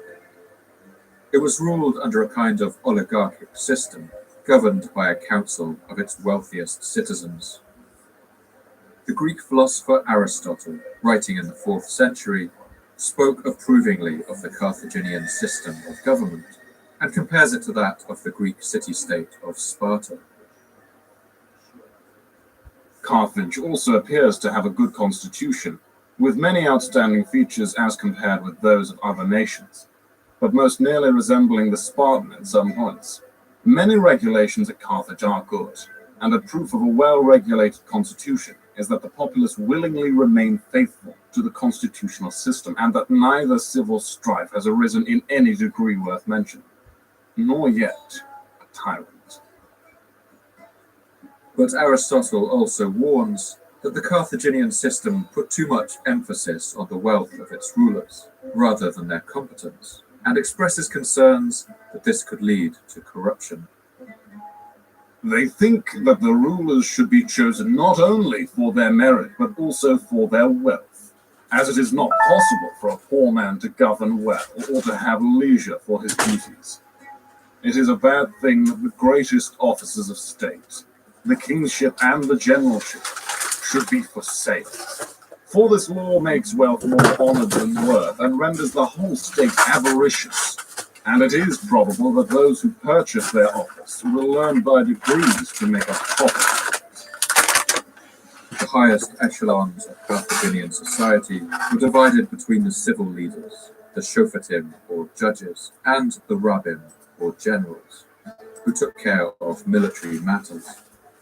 These highest positions, senators and the heads of committees, drew no salary for their work. Those who could support themselves on private incomes, usually successful merchants or wealthy landowners. But there was a certain fairness to this. There seems to have been no barrier other than wealth, and people from common backgrounds who became wealthy could quickly rise to the highest parts of government. Certain powerful families were constantly vying for the most powerful positions, but there was no hereditary royalty in Carthage.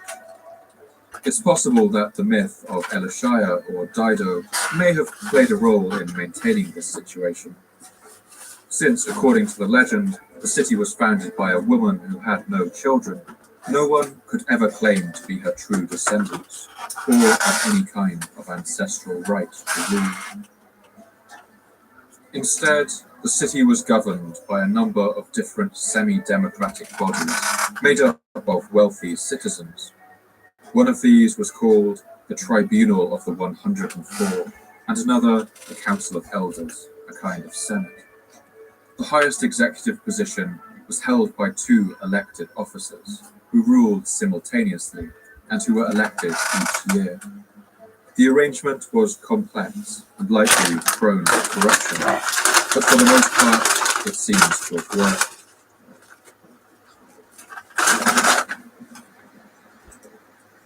While Carthage flourished, the Phoenician cities that had given birth to it began to flounder. Tyre and Sidon were still under the boot of Assyria, and around 670 BC, the Assyrian king Esarhaddon began to place harsh restrictions on who they could trade with. When Assyria went to war with Egypt, Esarhaddon forced the Phoenicians of Tyre to place a trade embargo on the pharaohs. Without access to their once most lucrative market, these cities went into decline. Soon, the king of Tyre was not even allowed to open messages without an Assyrian official present, as the following surviving fragment of one treaty shows. Nor must you open a letter which I send you without the presence of the royal deputy. If the royal deputy is absent, wait for him and then open it. If a ship of the people of Tyre is shipwrecked off the coast of the land of the Philistines, or anywhere on the borders of Assyrian territory, everything that is on the ship belongs to Esarhaddon, king of Assyria. As a result of the decline of cities like Tyre and Sidon, it's likely that large numbers of Phoenicians would have fled to what was now the undisputed capital of the Phoenician world, the booming port town of Carthage. They brought with them their language, their knowledge, their gods, and their gold. By the 6th century BC, Carthage was one of the largest and wealthiest cities in the Mediterranean, and its sailors, the finest in the world, would soon embark on voyages of exploration that would not be matched for another 2,000 years.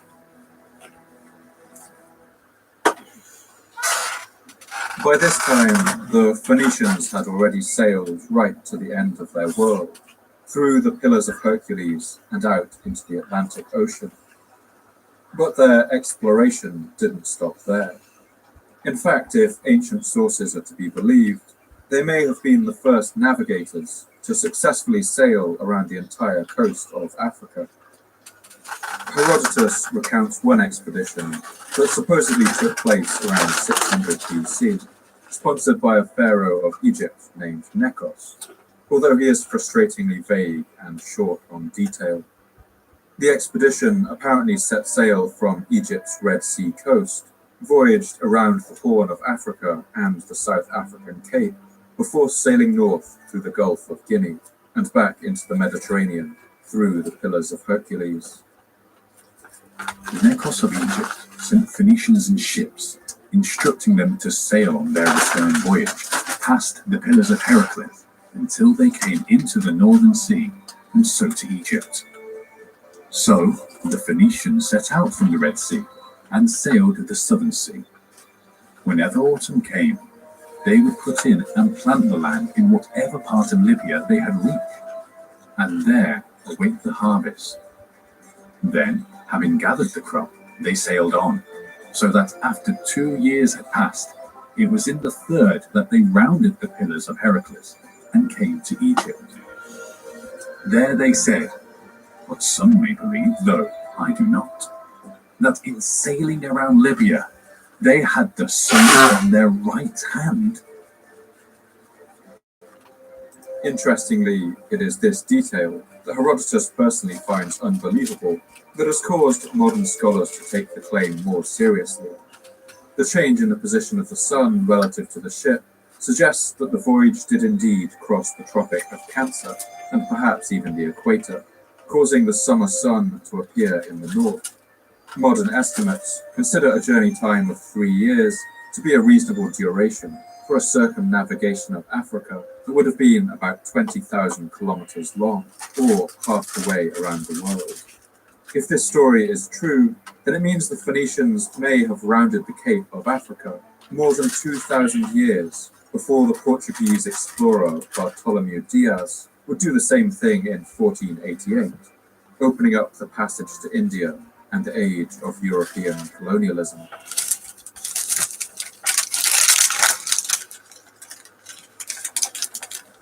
More solidly attested voyages of Phoenician discovery would see an explorer named Hanno the Navigator sail out into the Atlantic Ocean through the Pillars of Hercules and sail perhaps as far south as Cameroon or Gabon in West Africa. His voyage is recounted in a Greek translation entitled The Periplos or Travel Account of Hanno, supposedly an accurate copy of an inscription that actually hung in the temple of Baal Hamon in Carthage. It was decreed by the Carthaginians that Hanno should undertake a voyage beyond the Pillars of Hercules and found Phoenician cities. We sailed accordingly, with 60 ships of 50 oars each, and a body of men and women to the number of 30,000, and provisions and other necessaries. The preceding a day's sail, we came to the extremity of the lake, that was overhung by large mountains, inhabited by savage men clothed in the skins of wild beasts, who drove us away by throwing stones and hindered us from landing. Sailing thence, we came to another river that was large and broad, and full of crocodiles and hippopotamuses. Hanno writes down vivid descriptions of seeing active volcanoes spewing lava into the ocean, possibly the active volcano Mount Cameroon. And then quickly sailing forth, we passed by a burning country full of fragrance, from which great torrents of fire flowed down to the sea. And we sailed along with all speed, being stricken by fear. After a journey of 4 days, we saw the land at night covered with flames, and in the midst there was one lofty fire, greater than the rest, which seemed to touch the stars. Hanno even seems to have been the first to write down an encounter with what may have been Earth's largest living primate, with unfortunate results. We arrived at a bay called the Southern Horn, at the bottom of which lay an island full of savage people, the greater part of whom were women, whose bodies were hairy, and whom our interpreters called gorillae. Though we pursued the men, we could not see any of them, but all fled from us, escaping over the precipices and defending themselves with stones. 3 women were, however, taken, but they attacked their conductors with their teeth and hands, and could not be prevailed upon to accompany us. Having killed them, we flayed them, and brought their skins with us to Carthage. We did not sail farther on, our provisions failing us. These hairy creatures may have been chimpanzees, monkeys, or what we today would call gorillas, all of which can be encountered in the region of Cameroon. On Hanno's return, the hairy skins he brought home were kept in the temple to the god Tanit in Carthage, and according to Pliny the Elder, would remain in the city for as long as it existed. In the 19th century, when the American physician and missionary Thomas Staunton Savage and the naturalist Jeffries Wyman wrote the first scientific description of a gorilla, they gave them the name Troglodytes gorilla, after the mysterious description in Hanno's writing, and the name has stuck ever since. Another explorer named Himilco sailed out into the Atlantic and went in the opposite direction, sailing north up the coast of Spain and France, and even on to the British Isles. Here he saw Celtic tribespeople sailing in coracles made of deerskin, a sight he found remarkable. They cleave the tempestuous sea and the current of the ocean, abounding in monsters with woven boats. Indeed, these people do not know how to fashion keels with pine or maple, but in a miraculous thing they always fit out vessels from hides stretched together, and often travel through the immense sea in a skin. Himilco also brought back stories of the vast expanse of the Atlantic to the west, a frightening sight to the sailors brought up in the enclosed inland sea of the Mediterranean.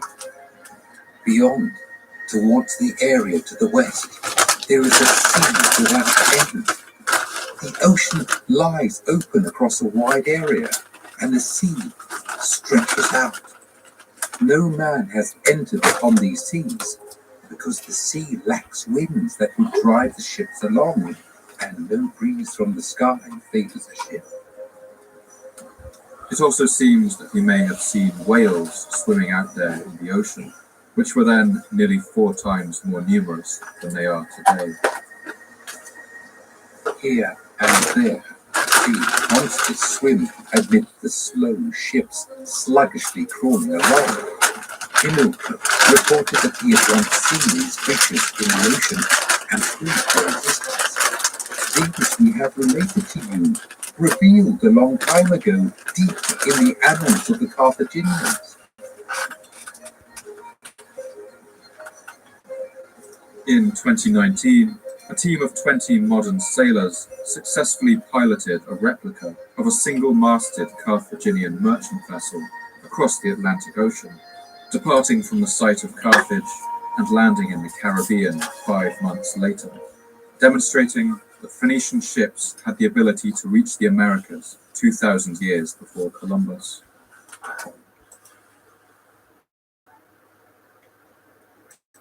As the city of Carthage grew, it boomed. While some ancient writers record it as having a population of more than 700,000 people, this is thought to be unlikely. But estimates based on the size of the city and the size of civilian armies drawn up in times of crisis have suggested that the population may have reached 400,000.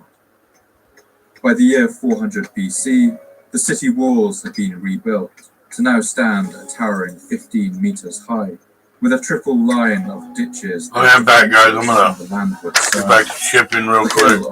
I've had to take a little break. I might have to do it again in a little bit. Like a grazer, like a cow over here, grazing.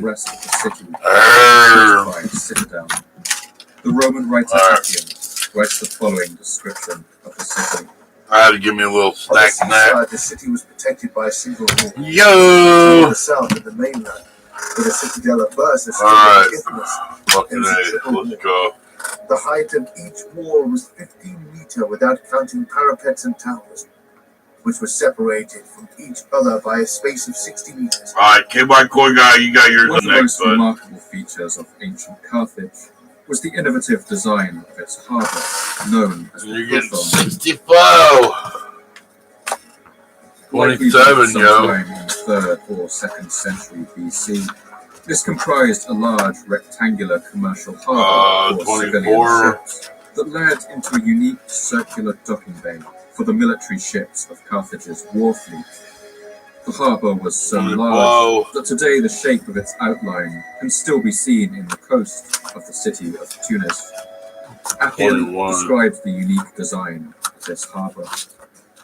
The harbours had communication with each other and a common entrance in the sea 20 meters wide, which could be closed with iron chains. The first port was for merchant vessels, and here were collected all kinds of ships' tackle. Within the second port was an island which, together with the port itself, was enclosed by high embankments. These embankments were full of shipyards, which had capacity for 220 vessels. Above them were magazines for their tackle and furniture. 2 ionic columns stood in front of each dock. Crazy farm. On the island was built the Admiral's House, from which the trumpeter gave signals, the herald delivered orders, and the Admiral himself overlooked everything. At this time, Carthage had the largest and most powerful fleet. Oh, let's see what that one was. Oh, you got the military fucking port was built to conceal the ship's dock round lot and right here, ensure that no 1970s. spies could glean any Dinker. Dinker, there you go. The island lay near the entrance to the harbour and rose to a considerable height, so that the Admiral could observe what was going on at sea, while those who were approaching by water could not get any clear view of what took place within. Not even the incoming merchants could see the docks, for a double wall enclosed them, and there were gates by which merchant ships could pass from the first port of the city without traversing the docks. Such was the appearance of Carthage at the time.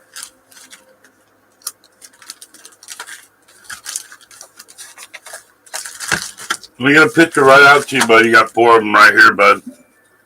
Appreciate you. Oh, excuse me. Between the harbour and the citadel of Byrsa on the hill stood the Agora, the large open marketplace of the city, where all manner of goods and foods could be bought. Archaeological studies of plant matter found in Carthage show that the ancient Carthaginians enjoyed Walking through the markets of the city, you would be able to buy wheat, barley, and other grains, numerous vegetables like artichokes and cabbages, pulses and lentils, and fruits including pomegranates, grapes, figs, olives, peaches, plums, and melons, as well as nuts like pistachios and almonds. Olives were pressed into oil, and its people ate fish like grey mullet, sea perch, eels, and dolphins, as well as the meat of sheep, pigs, goats, chickens, and occasionally even dogs. The Carthaginians, like most people in the ancient world, were obsessed with a pungent salty sauce known as garum, which was brewed from the fermenting of fish entrails, and which was probably similar to the fish sauce used today in East Asian cuisine. In the wreck of one Carthaginian ship, found off the coast of Sicily in Marsala, archaeologists have also uncovered the remains of cannabis stalks, which may have been chewed by the ship's rowers, and could also have been enjoyed on land, either chewed or brewed into a tea. Wine was particularly beloved too, and especially a particular kind of sweet dessert wine made from sun-dried grapes. One agricultural handbook, written by a Carthaginian named Margot, has survived in fragments of Greek and Latin translation, and it describes the process of making this wine. Pick some well-ripened early grapes. Discard any that are mildewed or damaged. Lay down reeds and spread the grapes out in the sun on top. Cover them at night so that the dew will not moisten them. When they are dried, pick the grapes off stems and put them in a jar or pitcher. Add some unfermented wine, the best you have, until the grapes are just covered. After 6 days, when the grapes have absorbed it all and are swollen, put them in a basket, put them through the press, and collect the resulting liquid. Bottle the liquid in stopper jars, and after 20 or 30 days, when the fermentation is over, coat the lids with plaster and cover them with leather. As a typical Phoenician city, Carthage initially had a small footprint in North Africa, and in its early days, it was reliant on its overseas territories. In Sardinia and Sicily, for more than half of its food, brought across the sea on grain ships. But in the 6th century, it began to expand its territory around the city. The Carthaginians either expelled local people or came to agreements with them, and built a network of towns and ports to the south, east, and west, and began to farm the land themselves. A later writer, Diodorus of Sicily, would pen the following description of the abundant hinterland that would soon stretch beyond the city. All the lands were set with gardens and orchards, watered by numerous springs and canals. There were well-constructed country houses, built with lime along the route, announcing widespread wealth. The land was cultivated with vines, olive trees, and a whole host of fruit trees. On both sides there were herds of oxen and sheep grazing on the plain, and near the main pastures and the marshes there were studs of horses. In its outposts in Sardinia, Spain, and Sicily, Carthage began a similar process, turning what had once been small trading posts into more solid and fortified territories, with their own agricultural land. Soon the city of Carthage would be more or less self-sufficient, as the Roman writer Appian describes. Gradually acquiring strength, they mastered Africa and the greater part of the Mediterranean, carried war into Sicily and Sardinia and the other islands of that sea, and also into Spain.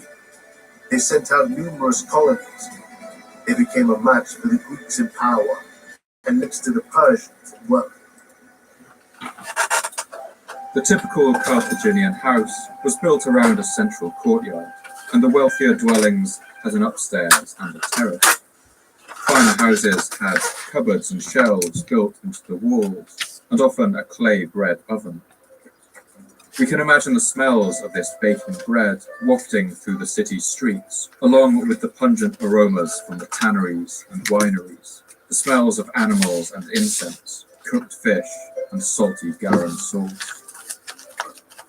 wealthy houses also contained elaborate bathrooms with separate changing facilities and baths plastered with water-resistant stucco.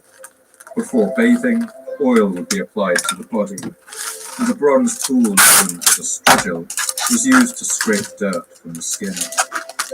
While in Greek houses, these bathrooms were usually built like the kitchen, the Carthaginians built their bathrooms next to the entrance to the house, suggesting that there was some sort of ritual purpose to the bathing, separating the dusty, unclean world outside from the clean inner space of the home.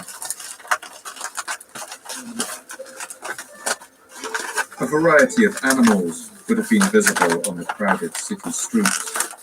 These would have included beasts of burden, like oxen and horses, stray dogs and cats, and noisy caravans of donkeys coming in from the desert.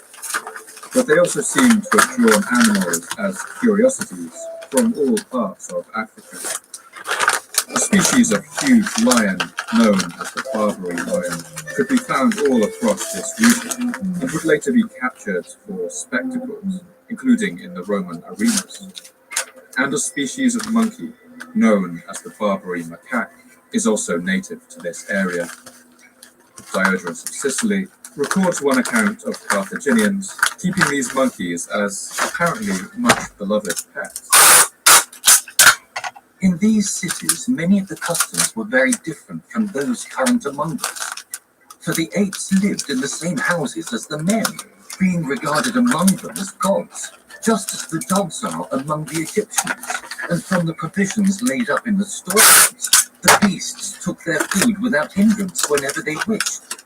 For any who killed this animal, as if he had committed the greatest sacrilege, death was established as the penalty. Around this time, monkeys began appearing as a motif in the art of regions of Italy, Sardinia, and elsewhere, suggesting that the Carthaginians were even exporting this animal to other regions. Some Barbary macaques were mummified in Egyptian tombs alongside pharaohs, and the skull of a Barbary macaque, dated to around this time, has even been unearthed as far away as Northern Ireland. And of course, in vast stables to the south of the city were kept the animals that in most people's minds are most inseparably associated with the city of Carthage. That is, the elephant.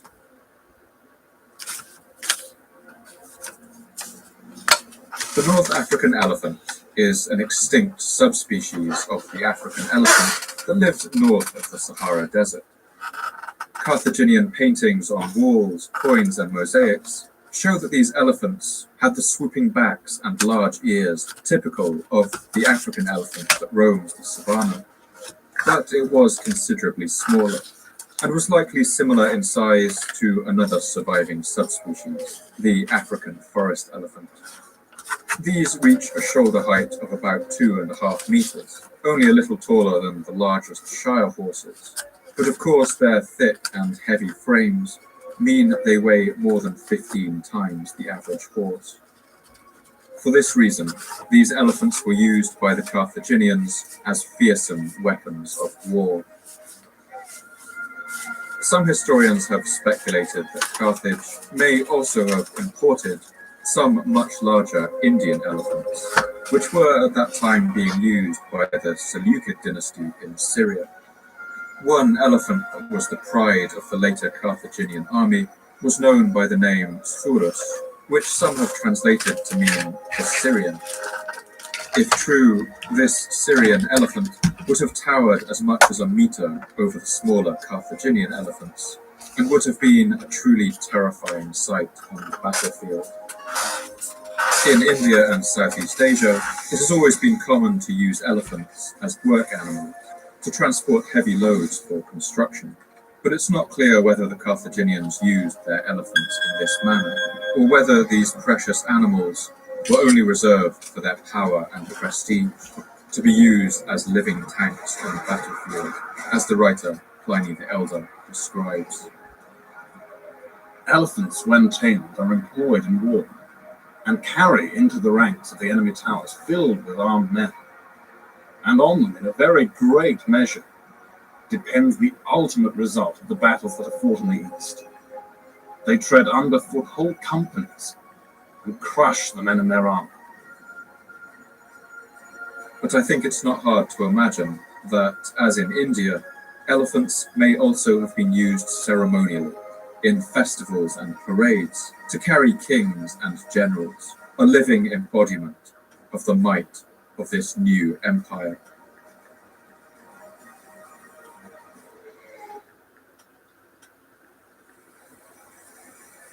While Carthage didn't hesitate to go to war to defend its interests and protect its trade, it was not at heart a warrior culture, and it never suffered a conflict to continue any longer than it absolutely had to. The Carthaginians often relied on diplomatic solutions and agreements to avoid fighting with their various neighbors in the Mediterranean.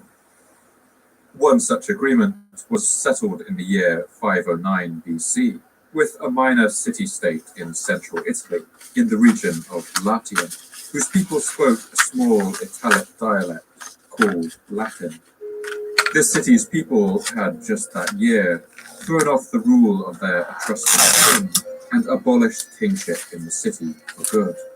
In place of a king, they had brought in the rule of a pair of elected consuls drawn from the aristocracy, a system strikingly similar to, and perhaps even inspired by, the Carthaginians.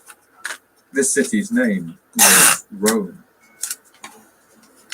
The Romans at that time were among several powers in central Italy, facing rivals in the Etruscans to the north, and powerful tribal confederacies like the Samnites, all fighting for dominance in the plains of central Italy. The Carthaginians seem to have taken note of this regional development and proceeded to sign a treaty with this new Roman Republic, the contents of which the Greek historian Polybius records. There shall be friendship between the Romans and their allies, and the Carthaginians and their allies, on these conditions. Neither the Romans nor their allies are to sail beyond the fair peninsula, unless driven by stress of weather or the fear of enemies. If any one of them be driven ashore, he shall not buy or take anything for himself, save what is needed for the repair of his ship and the service of the gods. And he shall depart within 5 days. Carthage shall build no fort in Latium, and if they enter the district in arms, they shall not stay a night therein. The theme of this treaty was simple. You leave us alone, and we will leave you alone. And while Rome was at this point very much on the Carthaginians' radar, it seems that they considered this Italian city republic to be little cause for concern.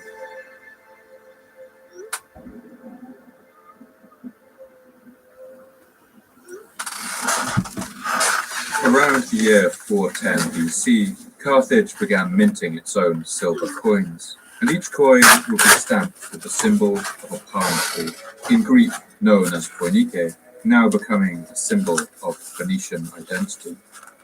Carthage was now presenting itself as the new champion of the Phoenician people, the capital of the Phoenician world. It was now beginning to look a lot like an empire, and like all empires, it soon found an increasing need to defend and expand its territory. It's often said that Carthage relied on mercenaries to fight its wars, but this is something of an oversimplification. While these kinds of armies for hire did make up one part of their forces, in fact there were all kinds of reasons that people came to fight for the Empire of Carthage. Many of their soldiers were sent to fight for them as part of treaties, just as the Phoenicians had once promised to send their ships to fight for Assyria. And as Carthage expanded to conquer new peoples all along the North African coast and across the Mediterranean, ever more power and variety was added to its forces. When war came, each ally and province would send fighters of a particular kind, based on what they specialized in. The North African power of Numidia to the west of Carthage sent powerful and experienced cavalry and javelin throwers, while colonies in the island of Majorca would send slingers, and peasant spearmen with large round shields were conscripted from the fields of Libya in the east. Celts from Spain made up some part of their forces, and sometimes even Greeks and Italians ended up fighting in these armies. There was only one group of people who hardly ever fought for Carthage, and that was the citizens of Carthage themselves. The Carthaginian system relied largely on making life as comfortable as possible for the people of the capital. Few Carthaginian politicians ever risked the unpopular move of conscripting its citizens into the army, and so they amassed their forces out of units brought from all the four corners of the empire. Each army of Carthage was its own unique patchwork and would have spoken dozens of different languages, as the Greek historian Polybius writes. It was therefore impossible to assemble them and address them as a body or to do so by any other means. For how could any general be expected to know all their languages? And again, to address them through several interpreters, repeating the same thing 4 or 5 times, was, if anything, more impractical. It was a system that had many weaknesses, but it allowed the empire to raise large armies at short notice. And it meant that since they could never be accused of sending good Carthaginian men to die, the politicians of the city were largely insulated from the consequences of going to war. Those are good. But soon these armies would find themselves embroiled in a bitter struggle that would test this system to its breaking point and threaten to bring the whole empire to the brink of destruction. These wars would erupt over what would soon become the most fought-over piece of land in the Mediterranean. That is, the island of Sicily.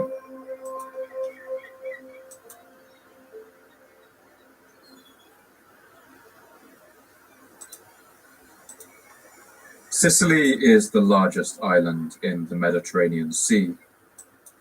It sits off the southern end of Italy, separated by the narrow waters of the Straits of Messina, only 3 kilometers wide at its narrowest point.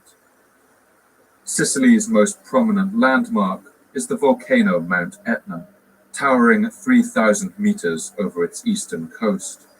And, due to the island's particularly violent geology, this is one of the most active volcanoes in the world. Although we think of it today as part of Europe, Sicily is actually on the northern edge of the African continental plate, right at the impact point where the European plate is grinding it downwards into the Earth's mantle. The collision of these titanic forces means that Mount Etna erupts an average 200 times every year. The volcanic ash spewed by this volcano gives the soil of Sicily an incredible fertility, meaning that its farmlands have always been rich. At first, Carthage enjoyed an unrivaled position on the island, trading with the Sicilian locals in the west, just a short hop away from their capital in Africa. But soon they would come into conflict with another group of people that for much of this history would be their greatest rivals on the sea and the land.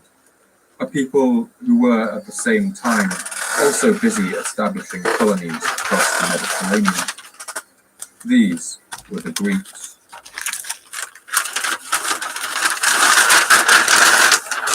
The Greeks, like the Phoenicians, were expert sailors, which had built a number of thriving colonies in southern Italy, in what is now Turkey and in the Black Sea.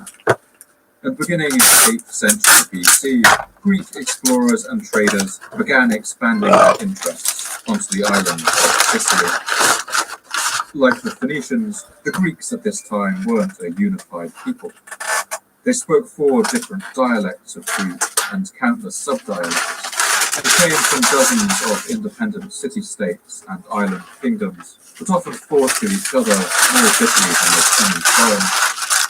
But despite these internal divisions, the Greeks would expand across the southern portion of Italy and Sicily, and joined up this series of colonies into an area that they would call Megale Hellas, or Greater Greece. Dinner. Wherever they went, Greek settlers were in part inspired by the myth of their hero, Heracles, who the Romans would call Hercules. He was a half-divine warrior who travelled the length and breadth of Europe, performing his famous 12 labours, and meanwhile performing great deeds wherever he passed through. And wherever a new Greek colony sprung up around the Mediterranean, a new instalment of the Hercules myth would quickly be added, to show that this had also been one of his stops. In some places he was celebrated for slaying giants and mythical beasts, while in others his feats were more mundane. In the Greek colonies of southern Italy, he was remembered for banishing a plague of flies that was harming livestock. In Crete, he had rid the island of wild beasts, and in Sicily, he had caught an errant bull and bested the king in a wrestling match. In Spain, Diodorus of Sicily recounts that, depending on who you ask, Hercules was credited with either creating the Straits of Gibraltar by tearing the land apart, or with narrowing it to keep out sea monsters. Whereas before that time a great space had stood between Africa and Europe, he now narrowed the passage, in order that by making it shallow and narrow, he might prevent the great sea monsters from passing out of the ocean and into the inner sea. Anthony. Some authorities, however, say just the opposite. Namely, that the two continents were originally joined, and that he cut a passage between them. 1916. On this question, however, it will be possible for every man to think as he may please. In one of the most dramatic episodes of these tales, during his 10th labour, Hercules is tasked with stealing the red cattle of the ogre Geryon, who lived in Erythia in southern Spain. Get that $2 bill, Anthony. Yeah, you did. Since Geryon lived so far man, I'm gonna put it in the hides of his cattle had been stained red by their close proximity to the setting sun. After killing Geryon, Hercules takes his cattle and herds them all the way back home to Greece in a meandering route that took him from Spain through southern France and over the soaring snowy mountains of the Alps and on into Italy, as Diodorus recounts. Hercules then made his way to Italy, and as he traversed the mountain path through the Alps, he made a highway out of the route, which was rough and almost impassable. The barbarians who had inhabited this mountain region had been accustomed to butcher and to plunder such armies as passed through. That's the bar right there. The portions of the way. Your coin right there, Anthony. Subdued them all. The story of Hercules bringing these cattle from Spain over these mountains was the dramatic pinnacle of a series of myths that would become known as the Heraclean Way. It was a series of stories that would be told to countless generations of Greek settlers, and then to the children of the Romans who followed them. And as the Phoenician hero god Melkart became increasingly associated with Hercules in later years, these stories would also be told to the children of Carthage. With stories of this wandering hero on their lips, the Greek settlements in eastern Sicily grew. For several centuries, they maintained an uneasy peace with the Carthaginian colonies in the west of the island. But as both powers began to require greater amounts of land, they would soon find themselves on a collision course. The exact dating and details of these wars is still fiercely contested, but it's clear that by the late 5th century BC, Sicily had erupted in warfare between Carthage and the Greeks. Soon it would resemble a piece of meat being torn apart by two hungry dogs. The economy of the island suffered. Warlords established themselves as the tyrant rulers of its cities, and banditry and lawlessness spread. For much of these centuries of fighting, the Carthaginians were happy to let the wars with the Greeks simmer on.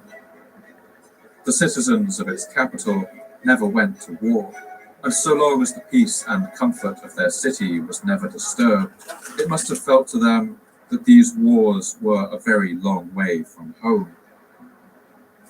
But the final episode of these conflicts, known as the Seventh Sicilian War, would puncture this sense of invulnerability. That's because Carthage would find itself in a life or death struggle with a man who would bring the war home to their shores in dramatic fashion. He was a king of Syracuse, a Greek city-state on the southeastern coast of Sicily, and his name was Agathocles.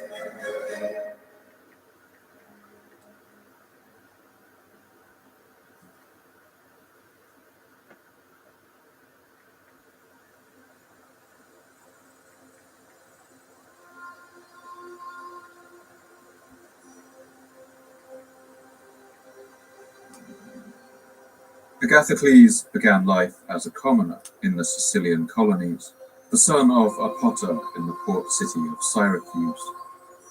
At first he learned his father's trade, but soon entered the army and rose through its ranks, until he was able to enact a military coup and seize the throne of the city in the year 317 BC.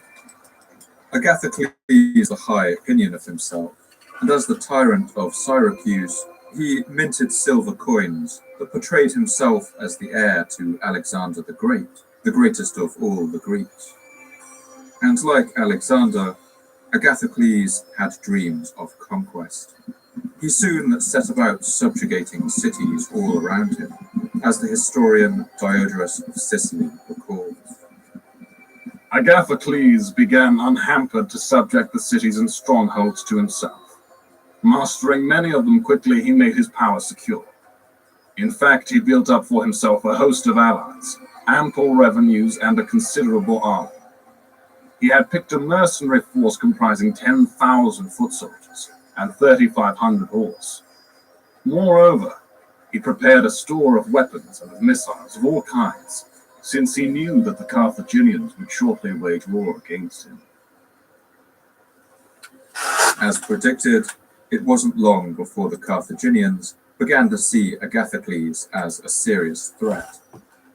Carthage amassed a huge army in its usual way, gathering mercenaries and levies from all of its territories and allies, slingers, spearmen, cavalry, elephants, likely speaking a dozen different languages, and sailed all of them to Sicily. On the way, many of their ships were wrecked in a storm, but the force that arrived was still easily enough to overpower the tyrant Agathocles, as Diodorus recounts. As Agathocles saw the forces of the Carthaginians were superior to his own, he surmised that not a few of the strongholds could go over to the Phoenicians, and also those of the cities that were offended with him. After a stinging defeat on the Himera River in central Sicily, Agathocles retreated east to his port capital of Syracuse, where the Carthaginians surrounded the city and laid siege. For Agathocles, it looks like all hope was lost. But it's here, in this desperate moment, that he decided on a truly daring course of action. He hatched a plan to break free of the siege by ship, set sail for Africa, and make a desperate strike at the heart of his enemy, the city of Carthage itself. When he saw that all his allies had changed sides, and that barbarians were masters of almost all Sicily except Syracuse, and were far superior in both land and sea forces, he carried out an undertaking that was unexpected and most reckless. He determined to leave an adequate garrison for the city, to select those of the soldiers who were fit, and with these to cross over into Libya. For he hoped that if he did this, those in Carthage who had been living luxuriously in long-continued peace, and were therefore without experience in the dangers of battle, would easily be defeated. When the Carthaginians saw the Greek fleet leaving Syracuse, they believed Agathocles to be fleeing, and they pursued him. They chased the Greeks, harrying them across the sea for hundreds of kilometers, pelting them with arrows and sling stones. But luck was on the side of the Greeks. and Agathocles and his soldiers were able to land on the beaches of Africa. Agathocles must have feared that his soldiers would lose courage and attempt to flee, and so he ordered their ships to be burned in an offering to the gods, as Diodorus recounted. Standing by the stern, he bade the others also to follow his example. Then, as all the captains threw in the fire and flames quickly blazed high, the trumpeters sounded the signal for battle, and the army raised the war cry, while all together prayed for a safe return home. This Agathocles did, for it was clear that if the retreat to the ships was cut off, in victory alone could they have hope for safety. Nevertheless, when all the ships were aflame and the fire was spreading widely, terror laid hold upon the Sicilians, as they considered the vastness of the sea that separated them from home. From the city walls of Carthage, the fires of the burning ships would have been visible on the horizon, and now fear was beginning to spread among the citizens. For them, war was something that happened in other places. The city had never been significantly threatened before, and there were virtually no forces there to defend it. Panic and great confusion seized upon the city. The crowds rushed to the marketplace, and the council of elders consulted what should be done. In fact, there was no army at hand that could take the field against the enemy. The mass of the citizens who had no experience in warfare were already in despair, and the enemy was thought to be near the walls. For the first time, the citizens of Carthage would actually have to fight. They were conscripted en masse, given long spears and shields, perhaps given some rudimentary training, and, along with a small complement of city guards, marched out to meet the Greeks in battle. The Carthaginians hoped to make up for the poor quality of their citizen troops with sheer numbers, and, vastly outnumbering Agathocles, they were confident of victory. But that was not to be the case. When they met, the experienced and now desperate Greeks smashed the citizen soldiers of Carthage, ran them off the battlefield, and flooded into their camp. And here, Diodorus writes that they made a telling discovery. In the camp of the Carthaginians were found, along with other goods, many wagons, in which were being transported more than 20,000 pairs of manacles. For the Carthaginians, having expected to master the Greeks easily, had passed the word along among themselves to take alive as many possible, after shackling, to throw them into slave pens. With this army defeated, the city of Carthage was now completely surrounded by hostile forces, and Diodorus can't help but comment on the ridiculous nature of the situation.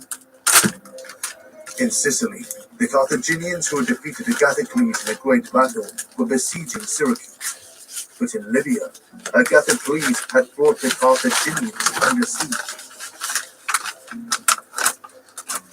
It's here that the Carthaginians, in their desperation, seem to have turned to an ancient ritual that forms one of the darkest and most controversial aspects of their history. That is, the rite of child sacrifice.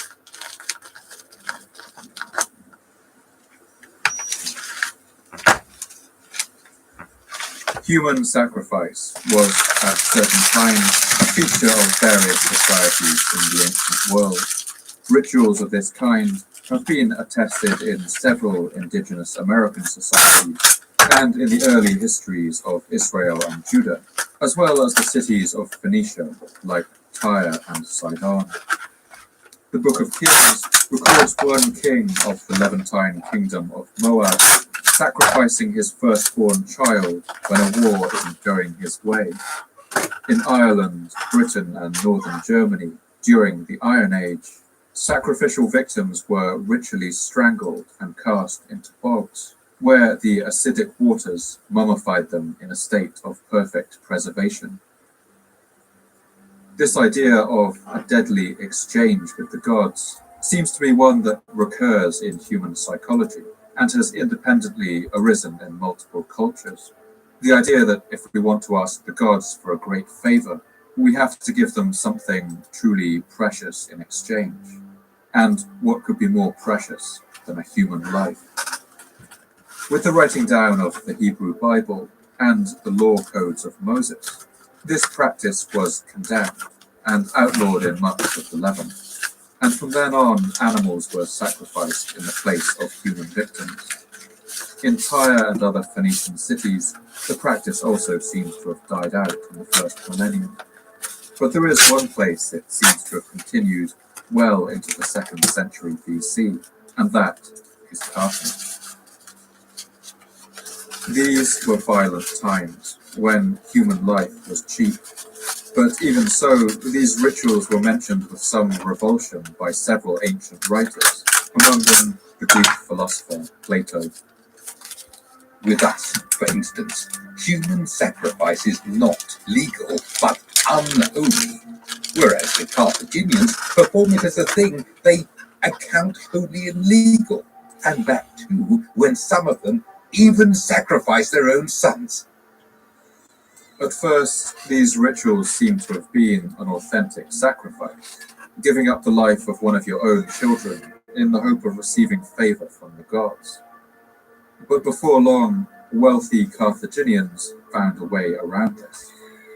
In fact, they seem to have developed a macabre industry, a trade in other people's children for sacrifice. The writer Plutarch describes this system and gives a sense for the atmosphere of these grisly rituals. Those who had no children would buy little ones from poor people to cut their throats, as if there were so many lambs of young birds. Hello, you guys threw me off, Brandon. I go up to Brandon. But should she utter a single moan or let fall a Tony, I tear, couldn't get a message she had to him through whatnot. He must not have his thing and her open. child was sacrificed, nevertheless. And the whole area before the statue was filled with a loud noise of flutes and drums, so that the cries of wailing should not reach the ears of the people. For a long time, it was assumed that these stories were exaggerations, pieces of Greek propaganda designed to demonize their enemies in Carthage. But more modern archaeological discoveries have more or less confirmed that child sacrifice did take place, at least at some times and at least by some people in the city. Large collections of buried urns containing the cremated remains of children have been found in large temple sites known as tofets. Some of these temples are exceedingly large, Put in with this cardboard collections of for you, but just a cremation little urns protection on it. exceeding 2,000 in number. Archaeology has uncovered masks and symbols at these sites, incense burners and other paraphernalia of rituals, suggesting that the ceremonies were highly structured. It is worth being cautious with these findings. At most of the sites, analysis has shown that the vast majority of these children's remains are of stillborn babies, or babies that have died of natural causes. At a time when child mortality has been estimated at around 30 to 40%, the Carthaginians may have considered the tragedy of infant death to be a kind of sacred sign, a human life being taken back by the gods. And the bodies of these children were burned in the tofets as a result. The relative lack of children's remains in the regular graveyards of the city seem to show that these tofets were, at least in part, cremation sites for the remains of children who had died of other causes. But analysis of the ages of other remains at other times don't seem to fit with patterns of child mortality. However the ritual had begun, at least in the later years of the city, it had evolved into something much darker and crueler. The inscriptions at these later sites of sacrifice, left over the cremation urns, don't seem to leave much room for interpretation, as this typical example shows. To Lady Tinnet, face of Baal, and Lord Baal Hammon, the thing that perished, son of Borashtat, son of Baal-Shalom, maker of Strigils, vowed, because the Lord heard his voice. There are countless of these inscriptions, and they all follow this pattern. The child was not offered up front, but was promised in advance, if the gods came through on their request. The Greek historian Plutarchus seems to confirm this order of events. The Phoenicians, and above all the Carthaginians, whenever they were eager for a great thing to succeed, made a vow by one of their children. If they would receive the desired things, they would sacrifice to the gods. A bronze Kronos, having been erected by them, stretched out upward hands over a bronze oven to burn the child. The flame of the burning child reached its body until the limbs, having shriveled up and the smiling mouth appeared to be almost laughing, it would slip into the oven. We can't imagine the kinds of things people might have asked for in exchange for these sacrifices. Perhaps in some instances we can imagine the ritual was performed out of desperation, an extreme measure. Other times, perhaps the wishes were trivial. Good weather on a journey, maybe. Good fortune and wealth in the year to come. Or the downfall of a business rival. Whatever their wish was, it seems that if it went on to come true, the child's fate would be sealed. With only fragmentary second-hand accounts, and the little that can be gleaned from archaeological sites, we're left guessing about the questions that desperately need answers. How widespread this practice was in society, why and when people engaged in it, and how the majority of Carthaginian citizens felt about it.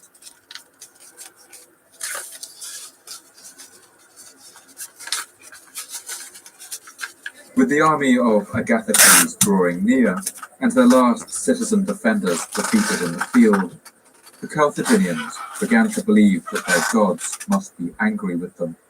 And at least some people in the city believed that it was this practice of sacrificing the children of the poor instead of their own that was to blame, as Diodorus of Sicily recounts. They also alleged that Cronus had turned against them, as in former times they had been accustomed to sacrifice to this god the noblest of their sons, but more recently, secretly buying and nurturing children, they had sent these to the sacrifice. When they had given thought to these things, and saw their enemy encamped before their walls, they were filled with superstitious dread, for they believed that they had neglected the honours of the gods that had been established by their fathers. In their zeal to make amends for their omission, they selected 200 of the noblest children and sacrificed them publicly, and others who were under suspicion sacrificed themselves voluntarily, in number not less than 300. In this time of peril, the citizens of Carthage reverted to a kind of suicidal religious fundamentalism, but this would not be the end of the city. Agathocles rampaged around the countryside of Carthage for years, but the city's formidable triple-walled defences would keep him at bay, and soon the Greek king ran out of steam. In his absence, some of his Sicilian vassals were taking the opportunity to declare independence. He hurried back home, leaving his inexperienced son in charge of his army, who was easily outmaneuvered by Carthaginian generals. By the time Agathocles returned to Africa, he saw that the situation had become untenable, and he fled back home to Sicily. But his achievements had been significant. He had left a lasting impression on the people of Carthage, laid waste to their countryside, terrified them so deeply that they had slaughtered their own children, and likely left them on the brink of bankruptcy. A peace treaty in 307 BC essentially returned the situation to exactly how it had been before the war started. The example of Agathocles, of a daring strike at the heart of your enemy, right at the moment they least expect it, was an example that later Carthaginian generals would remember and learn from. But it was also an episode that other powers in the region paid particular attention to. Carthage had once been considered the region's major power, but a small Greek army had come within a hair's breadth of bringing it to its knees. The historian Plutarch puts it bluntly in the mouth of one of his characters. For who could keep his hands off Libya or Carthage when that city got within his reach? a city which Agathocles, slipping stealthily out of Syracuse and crossing the sea with only a few ships, narrowly missed taking. The first who would seek to take advantage of this perceived weakness was a Greek king named Pyrrhus. Pyrrhus was the king of the Greek kingdom of Epirus, around what is today southern Albania. His name meant fiery or red-haired, coming from the same root as the English word fire. And Plutarch recalls that he seems to have suffered from some kind of developmental disorder that fused together the teeth of his upper jaw, giving him an unsettling look. In the aspect of his countenance, Pyrrhus had more of the terror than of the majesty of kingly power. He had not many teeth, but his upper jaw was one continuous bone, on which the usual intervals between the teeth were indicated by slight depressions. Just like Agathocles, Pyrrhus had an immensely high opinion of himself, and fancied himself as the inheritor of the legacy of Alexander. In his later life, he styled himself as a hero of the Hellenic world, the defender of everything Greek. And right at that moment, the Greeks who needed the most defending were the beleaguered colonies in southern Italy, the region known as Megale Hellas, or Greater Greece. These city-states were suddenly being menaced by a powerful new force in the region, a people from the river plains of central Italy that the Greeks considered to be barbarians, and that had recently emerged as something of a regional superpower. This was the once small and insignificant city-state republic of Rome.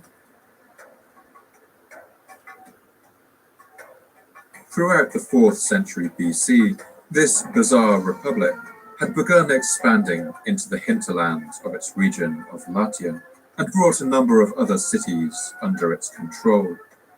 From there, they had managed to upset the power balance of central Italy, and toppled a number of well-established rivals, absorbing all of Latium and the region of Campania.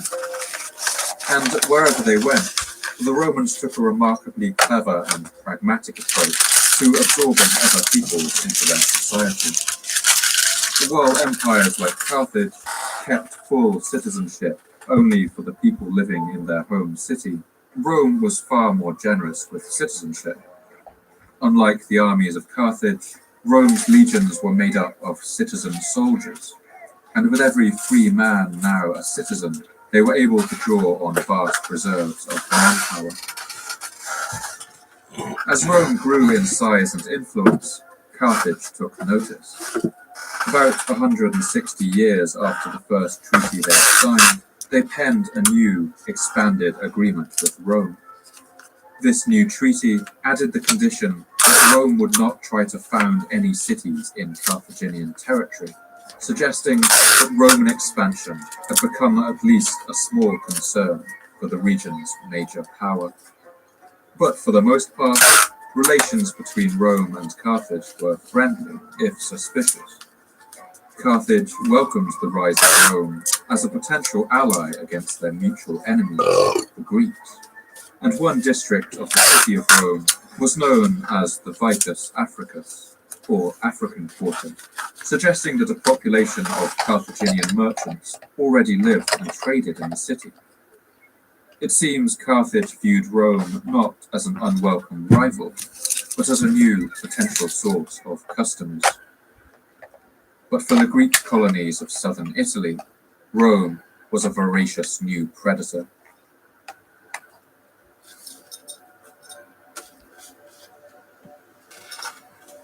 As Roman power expanded, the Greeks found themselves surrounded, and many of them began sending out letters of distress to the fiery Greek king Pyrrhus. One of these colonies was the city of Tarentum, as Plutarch recalls. The Romans were at war with the people of Tarentum, who, being able neither to carry on the war nor put an end to it, wished to make Pyrrhus their leader and summoned him to the war. believing him to be a most formidable general. Pyrrhus couldn't resist this opportunity to position himself as the valiant defender of Greek civilization against these Latin barbarians. He gathered an armada and a large army complete with 20 war elephants, and in the year 280 BC, he sailed to southern Italy in full force. Himself a sophisticated Greek, Pyrrhus expected to meet an unruly barbarian horde on the battlefield, but Roman troops were by now toughened from their long wars of expansion in Italy, and they were already exhibiting the kind of organization that would one day make them famous. When he learned that the Romans were near and lay encamped on the further side of the river Cyrus, he rode up to the river to get a view of them.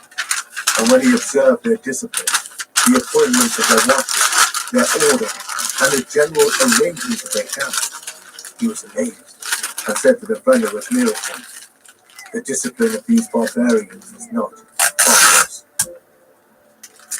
But these early Roman legions were still no match for Greek phalanxes, and the sight of Pyrrhus's elephants terrified the Roman forces. Pyrrhus defeated the Romans in 2 battles, at Heraclea and at Austerlum in the year 279 BC, and he believed that Rome must soon concede the war and agree to the terms of his demands. But slightly to the bemusement of Pyrrhus, Rome simply refused to admit defeat. This refusal to ever sue for peace would become something of a Roman hallmark. Some have argued that Rome's very nature as a Christian democracy actually contributed to their immense doggedness in warfare. Their leaders were politicians and resisted in the state of constant competition with each other for the support of the broken public. Any politician who signed a damaging peace treaty could be eviscerated in the Senate as a coward, a fool, or even a traitor. This meant that Roman senators would often overwhelmingly vote to continue a war rather than admit defeat. This will to continue, along with their large reserves of citizen manpower, meant that Rome could often absorb terrific defeats, losing whole armies, and simply keep going. This often had the effect of simply grinding down their enemies' will to fight.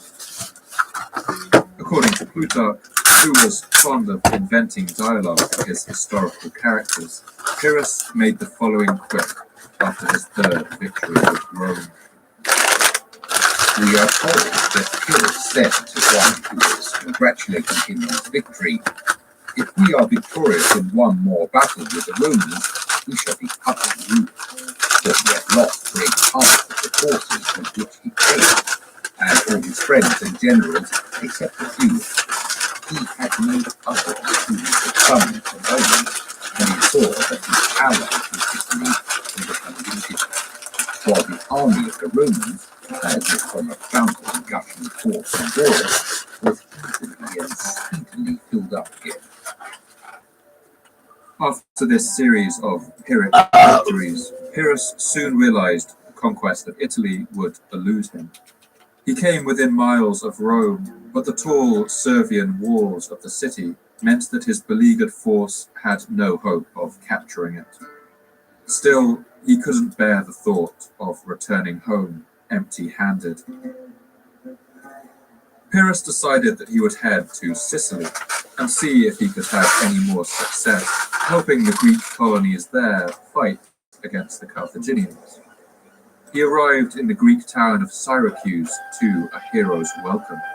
Every Greek colony on the island sent troops to fill his army, and Pyrrhus would find the Carthaginian forces on Sicily to be a much softer target than the legions of Rome. The Carthaginian response to Pyrrhus couldn't have been more different to the Romans. With little desire to be dragged back into another war in Sicily, they offered to pay him off generously to leave them alone, but Pyrrhus refused, as Plutarch describes. When the Carthaginians were inclined to come to terms, and were willing to pay him money and send him ships, he replied to them, his heart being set on greater things, that there could be no settlement or friendship between himself and them unless they abandoned the whole city. But Sicily too eventually defeated him. After years of war, his men were tired. The Carthaginians and Romans were now working together. So he faced the powerful armies of Rome on land and the vast navy of Carthage by sea. After finally meeting with defeat in southern Italy, he cut his losses and sailed for home with little to show for his years of war. As he sailed away, Plutarch imagines Pyrrhus reflecting on the situation he has left behind. He could not master Sicily, which was like a storm-tossed ship, but desired to leave her. And it is said that at the time of his departure, Pyrrhus looked back at the island and said to those about him, "My friends, what a wrestling ground for Carthaginians and Romans we are leaving behind us." Pyrrhus's campaign had ended in failure. With him gone, Rome quickly swept over the remaining Greek city-states of Italy and solidified its hold on the south of their peninsula.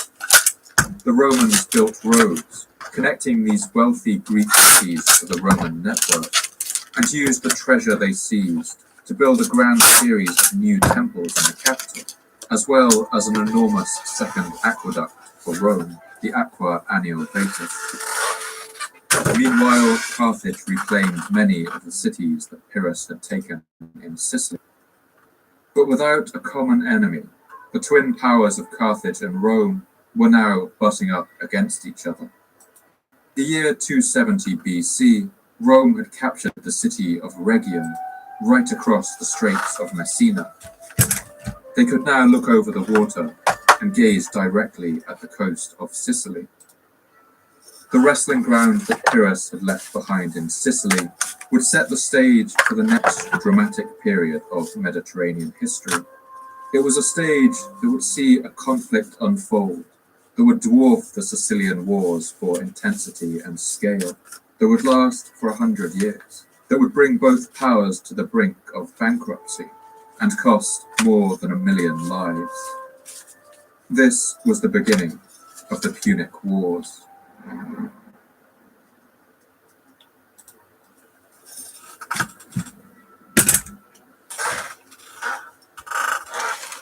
Without the ones like you working tirelessly to keep things running, everything would suddenly stop. No matter your industry, Granger's here for you with professional-grade supplies. Call, click Granger.com, or just stop by. Granger, for the ones who get it done.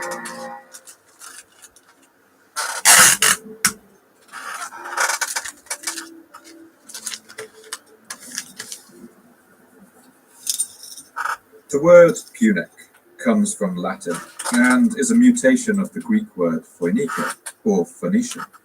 And at this time, the Romans had come to use it to describe the Phoenician superpower of Carthage that sat facing them only 3 days' voyage away on the other side of the sea. The historian Cassius Dio summarizes the situation as both the powers of Rome and Carthage slid towards war. The Carthaginians, who had long been powerful, and the Romans, who were now growing more rapidly stronger, kept viewing each other with jealousy. They were led into war partly by the desire of continually acquiring more, and partly also by fear. It was a chance incident that broke their truce and plunged them into war. The main source for almost every aspect of the First Punic War is the historian Polybius, a Greek who was sent to Rome in 167 BC as a hostage. Polybius was writing about the events of the First Punic War a century after they took place, but he was meticulous in his research and travelled widely, gathering as much first-hand knowledge and archival material as he could. And as a Greek, he was something of an outsider in Rome, meaning that his portrayal of the war is considered to be relatively even-handed. The story that Polybius tells begins in the volcanic island of Sicily, where, around the beginning of the 3rd century BC, trouble was once again threatening to erupt.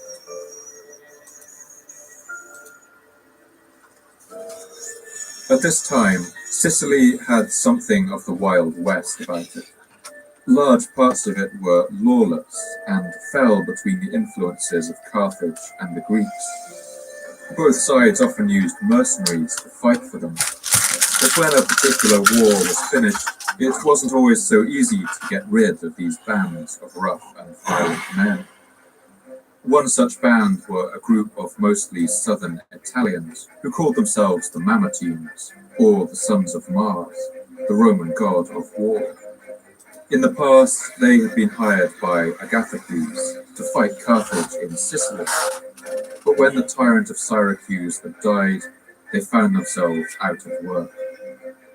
The Mamertines wandered the island for some time, likely engaging in theft and petty banditry to survive, until they reached the walled Greek town of Messina. Messina was a small settlement on the northeastern tip of Sicily, with the shadow of Mount Etna looming over the horizon, and its location was of great strategic importance. That's because Messina was one side of the narrowest crossing point between Sicily and Italy. Standing on the shore there, you can see the Italian mainland just over the water, and a ship could make the crossing in under 30 minutes. Anyone who controlled Messina would also control this crossing, and this meant that both Carthage and Rome were anxious about the city's future. When the band of Mamertines arrived in Messina, they must have made quite a sorry sight, and the people of the city originally took pity on them. They took them in and even gave them shelter in their own homes. But soon these hired swords became restless and jealous of the people's comfortable lives. In fact, they began to plot to seize the city for themselves. Polybius recounts what happened next. Certain Weigh it out now. serving under Agathocles had long Let's see what we need to do to put in the, we might just put in one flat rate box. of Messina, and they availed themselves of the first opportunity to capture it by treachery. After being admitted as friends and occupying the city, they first expelled or massacred the city, and then took possession of the wives and families of the dispossessed victims. They next divided among themselves the land and all other property. For the next 20 years or so, the Mamertines would run Messina as a kind of pirate fortress. They would use it as a base to conduct raids on nearby towns and villages, and to rob ships that sailed through the narrow straits. But soon, the last remaining Greek king in Sicily, a king of Syracuse named Hiero, had had enough. In the year 265 BC, he moved to attack the city of Messina to stamp out these troublesome pirates. Fearing execution for their crimes, the Mamertines played the only card left to them, trading on the strategic importance of the city. They sent out requests for help to both of the big players in the region, to Rome and to Carthage. The Carthaginians, being closer, came to their help first, delighted as always to kick sand in the face of the Greeks. They moved a small army into Messina and helped the Mamertines to defend it. This was just the latest move in the nearly 2-century chess game between Carthage and the Greeks of Sicily, but to the Romans it was a worrying move. With control of the crossing over to Italy, the Romans began to fear that Carthage was plotting an invasion of the mainland, as Polybius recalls. The Romans saw all this and felt that it was absolutely necessary not to let Messina slip, or allow the Carthaginians to secure what would be like a bridge to enable them to cross into Italy. The Roman Senate was bitterly divided on what to do, with many expressing disgust at coming to the aid of what amounted to a band of pirates. but eventually their fears won out. They voted to send a force to Messina to secure the crossing, led by a consul named Appius Claudius. Rome was an inland city situated on the river Tiber, and so the Romans were not a naturally sea-going people. With few ships of their own, they borrowed as many as they could from the coastal cities of southern Italy.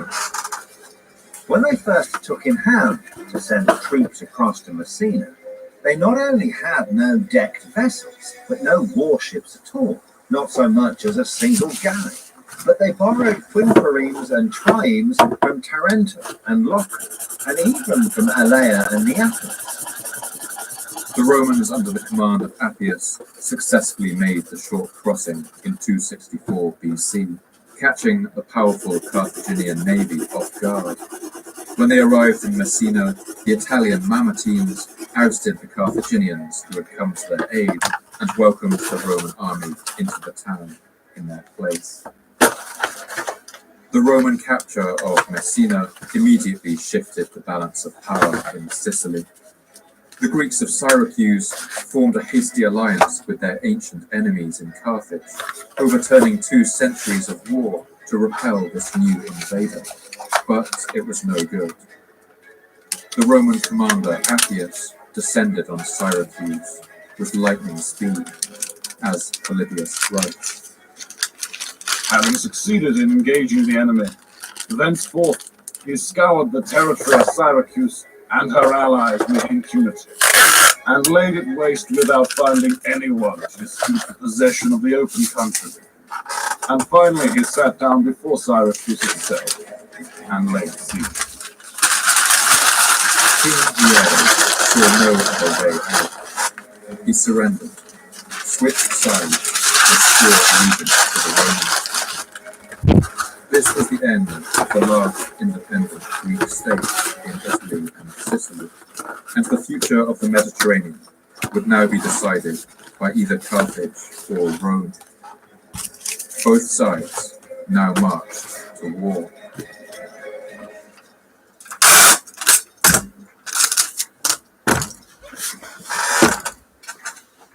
In this first Punic War, the Carthaginians were clearly concerned. They drew up a large army of Celts, Iberians, and other peoples, and dispatched it to Sicily. But they were also confident in their overall strategy, which had served them well in previous Sicilian wars. While the warships of Carthage commanded the waves, their Eastern empire was prepared to fill their treasures with gold, and that meant there would always be soldiers ready to fight for them. And at first, it seemed the Romans had no hope of changing this situation. They had virtually no navy, and their own shipbuilding technology lagged behind, perhaps by centuries, as the historian Polybius writes. Yet, so long as the Carthaginians were in undisturbed command of the sea, the balance of success could not incline decisively in their favour. So they took upon themselves, there and then, to meet the Carthaginians at sea, on which they had for generations held undisputed supremacy. The Carthaginian navy benefited from 1,000 years of Phoenician shipbuilding and sailing tradition, but their centuries of relatively unchallenged dominance of the sea had also made them somewhat complacent. Their method of fighting on the water was based mostly on the use of heavy bronze rams fixed to the front of their ships. The Phoenician sailors relied on outmaneuvering their enemies on the waves with their superior sailing, drawing close with their oars and crashing into the sides of enemy ships with these rams, striking them in the hulls below the waterline. It was a method of warfare that had remained unchanged for the last 500 years, and the Carthaginians were among the best in the world at this tricky way of fighting. But soon the Romans would come across a stroke of good luck. After one skirmish on the sea, a Carthaginian galley had run aground on the shores of Italy. It was a once-in-a-lifetime opportunity to learn what made the Carthaginian navy so effective. The Romans rushed to secure the vessel, to haul it away and study its secrets, as Polybius records. The Carthaginians, having put to sea in the strait to attack, a decked vessel of theirs charged so furiously that it ran aground, and falling into the hands of the Romans, served them as a model on which they constructed their whole fleet. And if this had not happened, it is clear that they would have been completely hindered from carrying out their design. What the Romans found on this vessel would have intrigued and excited them. At that time, the Carthaginians were legendary, not just for their sailing and the size of their fleet, but also how quickly they could build ships. The writer Pliny the Elder recounts what was possible in those days. Piso relates that 220 ships were wholly constructed in 45 days. In the Second Punic War, too, the fleet was at sea the 40th day after the axe had been put to the tree. This was long considered to be an exaggeration by ancient writers, but the discovery of the Phoenician shipwreck, known as the Marsala ship, has thrown light on how this kind of mass manufacture could actually have been possible. When the wreck was discovered, archaeologists found that the ship had each section of its hull marked with certain Phoenician letters.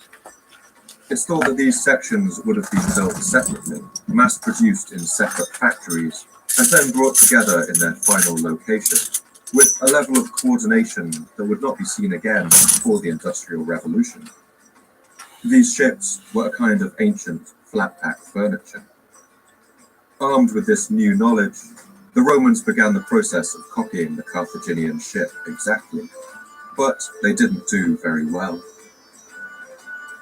In their first engagement with Carthage, the inferior mobility of these Roman ships and the inexperience of their sailors meant that a squadron of 17 Roman vessels was destroyed, easily outmaneuvered by the Phoenicians, and dealt death blows by their rams. Following this, the Romans began to change their tactics. Getting the hang of the complicated business of outmaneuvering and ramming enemy ships would take too long, and so they tried to bring the battles at sea into more familiar territory. To do this, they developed an ingenious new technology. It was a kind of boarding bridge that they called a corvus, the Latin word for crow. These were raised like a drawbridge at the front of the ship, and when they drew near to an enemy vessel, these gangplanks would have dropped down onto the enemy deck, where a metal spike on the underside would drive its way into the wood.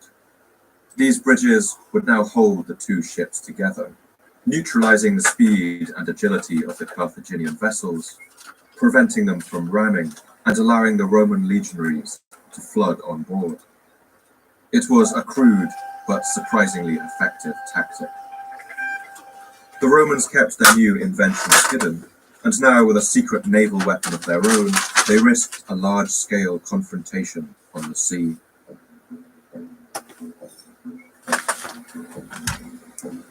The Carthaginian fleet was busy plundering at a place called Mylae on the coast of northern Sicily when they saw the Roman sails on the horizon.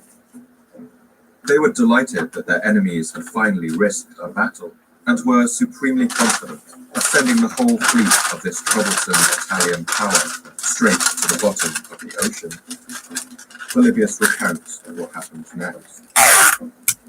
No sooner did the Carthaginians sight it than with joy they put to sea with 130 sail, feeling supreme contempt for the Roman ignorance of seamanship. Accordingly, they all sailed with their prows directed straight at their enemies. They did not think the engagement worth even the trouble of ranging their ships in any order. When they neared the enemy, they saw the crows raised aloft on the prows of several ships. The Carthaginians were for a time in a state of perplexity, for they were quite strangers to such contrivances as these engines. Feeling, however, a complete contempt for their opponent, they charged without flinching. But as soon as they came to close quarters, Their ships were invariably tightly grappled by these machines. The enemy boarded by means of the crows and engaged them on their decks. And in the end, some of the Carthaginians were cut down, while others surrendered in bewildered terror at the battle in which they found themselves engaged, which eventually became exactly like a land fight. Eventually, the Carthaginians turned and fled, bewildered at the novelty of the occurrence, and with a loss of 50 ships. For Carthage, this was an utter disaster. Flying high from their successes, the Romans soon organized invasions of the islands of Sardinia and Corsica, Carthaginian possessions for centuries that had never been seriously threatened. They even organized an invasion of North Africa itself, hoping to follow in the footsteps of Agathocles and march on the capital of Carthage. For the Carthaginians, things were starting to get out of hand. As the Roman invasion force descended upon the coast, Carthage sent out the entirety of its fleet to meet them in the open sea. Polybius recounts that as they sighted the Roman sails on the horizon, the commanders of Carthage spoke to their sailors and soldiers, and vocalized a fear that must have been on the lips of every man and woman in the Phoenician territories, that this war was now in danger of coming home. Meanwhile, the Carthaginian commanders had briefly addressed their men. They pointed out to them that victory in this battle would ensure that the war in the future was confined to the question of the possession of Sicily, while if they were beaten, they would have hereafter to fight for their native land. And the last group is just giveaway, guys. Polybius records that more than 600 ships came together in the battle that ensued. By the time he was writing his history of the Punic Wars, more than 100 years later, the size of warships had dramatically increased, and so he likely wildly overestimates the number of men involved, putting it at well over 300,000. Nevertheless, the battle was enormous, and probably involved at least 120,000 sailors, soldiers, rowers, and marines. The vast battlefield would have devolved into a chaos of clashing oars and rams, shouting men and the thud of the tallest bridges crushing down onto the decks, the clashing of shields and swords, the crashing of waves, and the shooting of gulls overhead. By the end of the day, the result of the battle was a decisive defeat for the Carthaginians. With the fleet of Carthage scattered, the Romans successfully made the crossing into Africa and landed on the peninsula of Cape Bon on the other side of the bay from the city. The citizens of Carthage would now have been able to see the campfires of the Roman army in the distance at night. Some of the city's oldest residents would still have remembered when the army of Agathocles had menaced the city only half a century before, when they had watched these ships burning on the shoreline. The Carthaginians had had enough. They asked the Romans for a peace treaty to sign, but the Roman demands were so punishing that the Carthaginians, even in their desperate state, could not accept it, and so the war dragged on. But the Romans, like Agathocles, found themselves unable to take the city of Carthage. The Roman expeditionary force sent to capture the city was beaten disastrously by a smaller Carthaginian army at the Battle of Tunis, and the Roman consul leading it was captured and killed. In this way, the fortunes of each side ticked back and forth like a pendulum.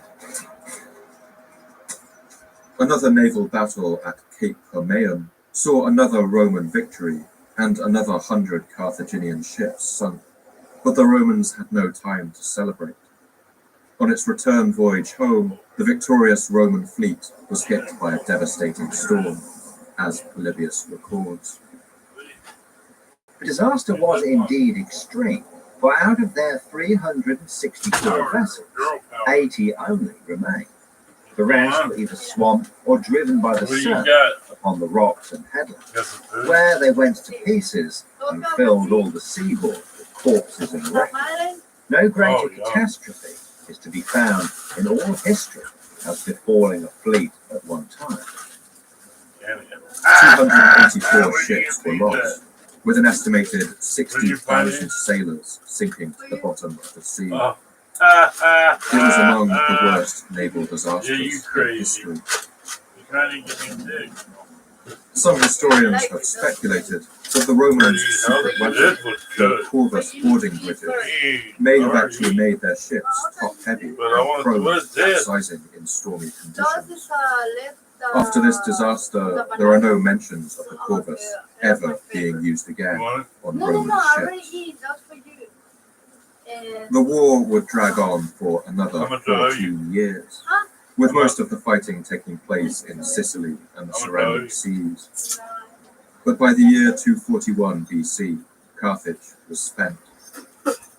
The Carthaginian Senate ordered their general in Sicily to sign whatever peace treaty the Romans demanded, no matter how punishing. This general was a man named Hamilcar Barca. He was proud, a competent general, and he had been winning some of his battles in Sicily. He believed that signing such a punishing treaty was madness, and so he refused the order to negotiate. In his place, the Senate sent a more junior commander to capitulate to Rome.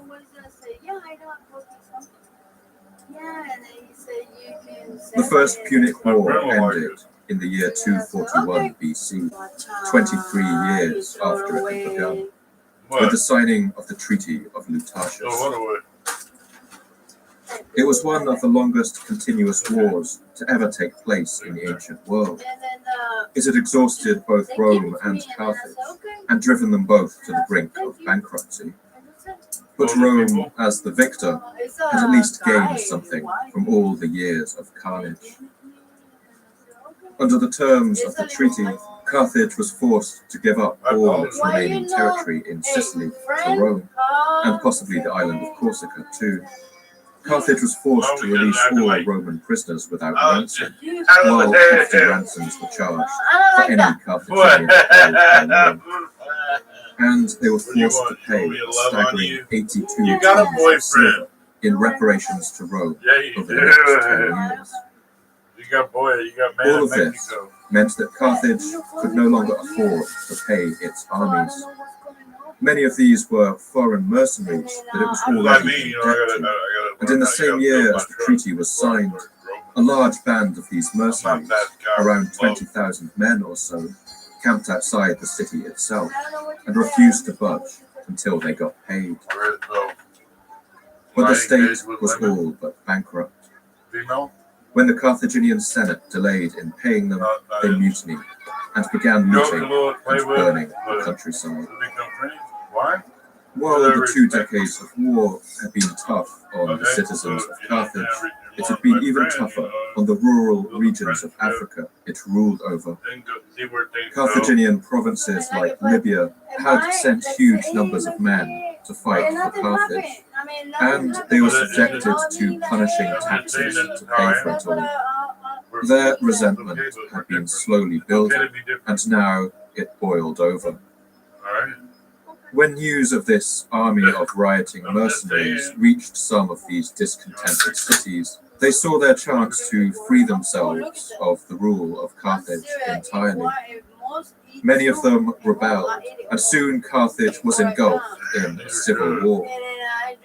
It looked for the first time like the entire empire might come apart at the seams, as Polybius writes.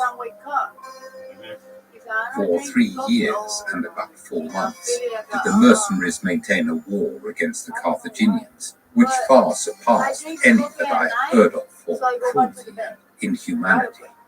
The many battles in which they had been engaged at sea had naturally left them ill supplied with arms, sailors, and vessels.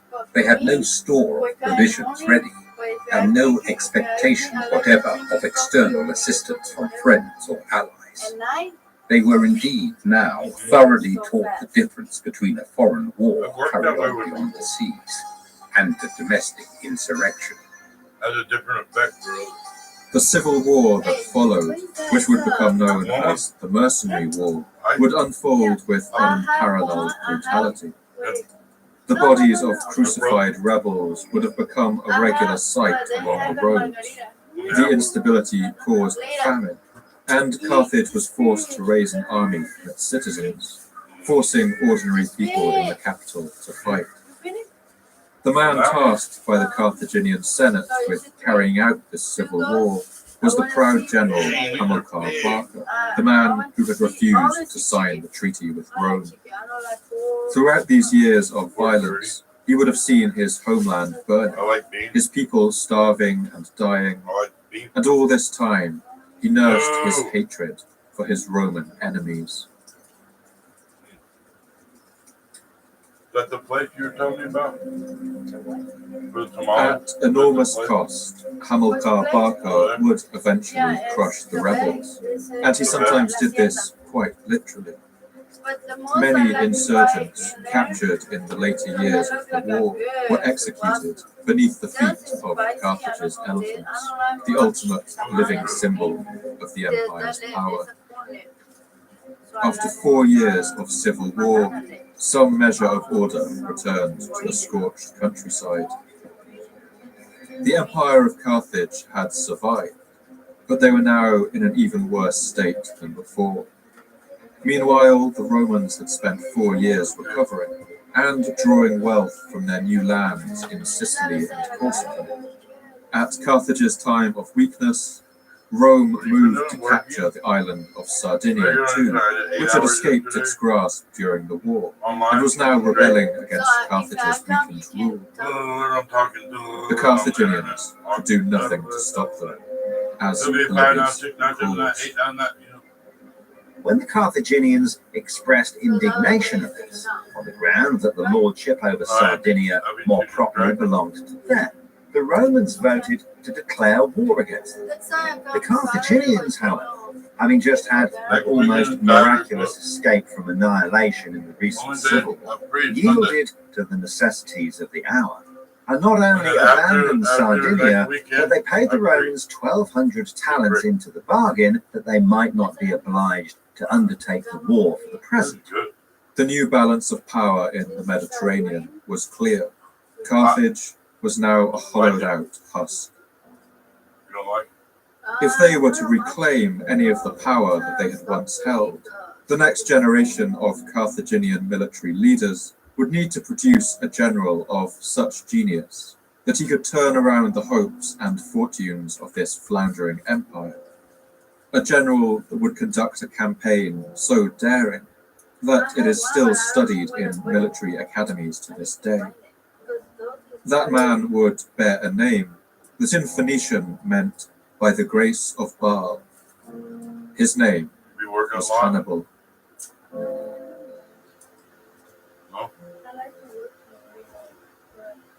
Where am I? When I do, oh my God, so busy because in my station, so I need to allow people to pay for the people working the night. They don't want to do nothing. That's only come for sell everything. Hannibal was the son of the general Hamilcar Barca. So I need to when the First Punic War ended, he was a boy of only 6 years old, and he would have watched with the formative mind of a child as the world he knew was torn apart by violence, and his father struggled to end the rebellion. When Rome had snatched away the island of Sardinia, Carthage lost the last of its profitable central Mediterranean islands, and with the empire so weakened, its economy was in freefall. If it was to right itself, Carthage would need to find vast resources of minerals, metals, and people. And Hannibal's father knew that the only way these could be found was by expanding Carthage's last remaining. Alright, shipping's over with on this one part. One is shipping on Friday's over with. JMG out. I'll start up another one on our Saturday one stream here in about as soon as he had 45 finally minutes. crushed the mutiny of mercenaries and secured the safety of his country, at once threw all his efforts into the conquest of Spain.